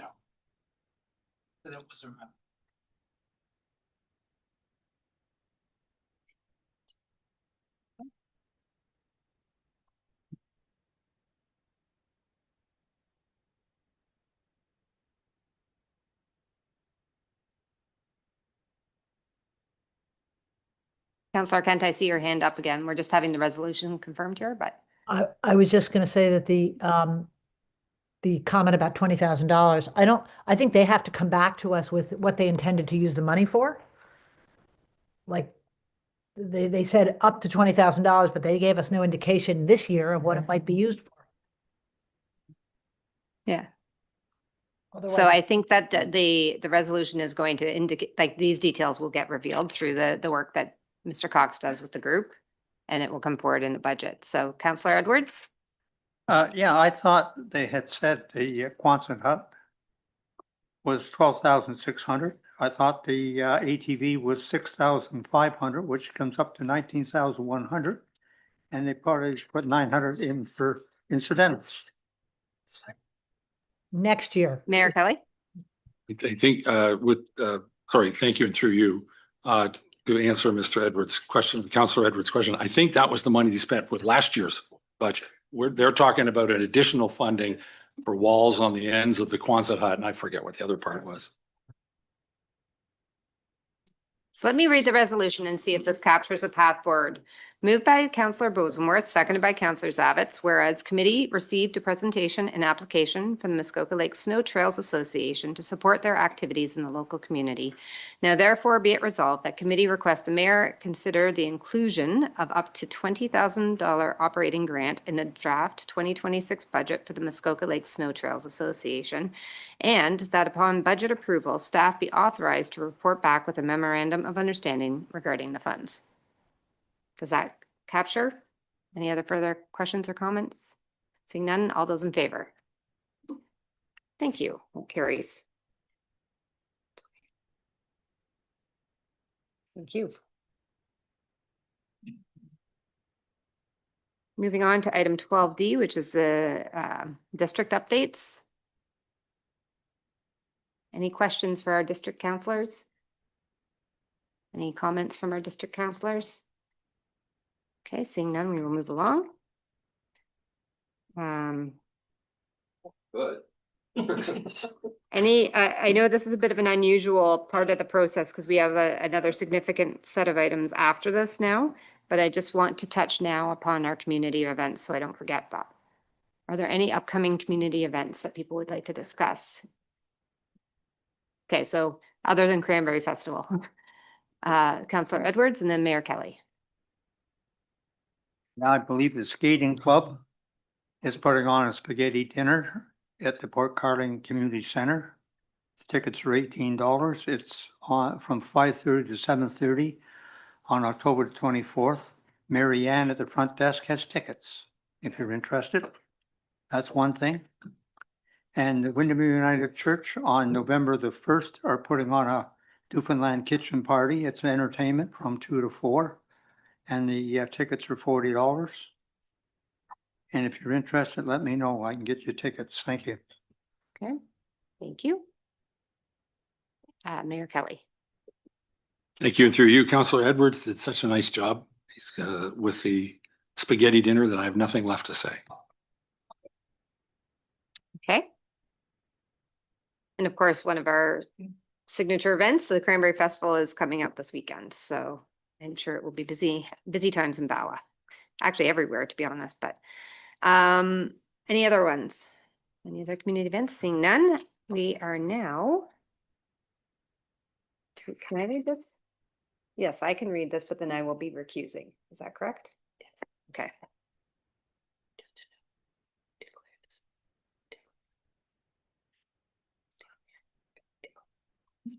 Okay, yes. And I don't have to say that. Okay. I'm just being reminded that when I declared this morning, I declared on the item that was in the open session. I will also be declaring an interest, pecuniary interest on the closed session item, and we'll be handing the chair over to Councillor Burry.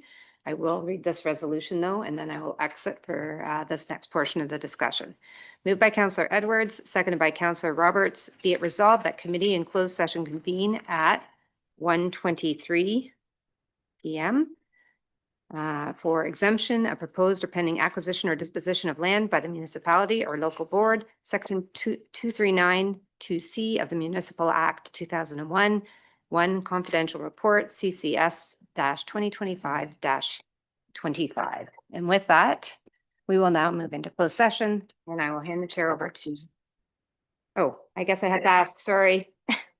All those in favor? Sorry, I was too ambitious.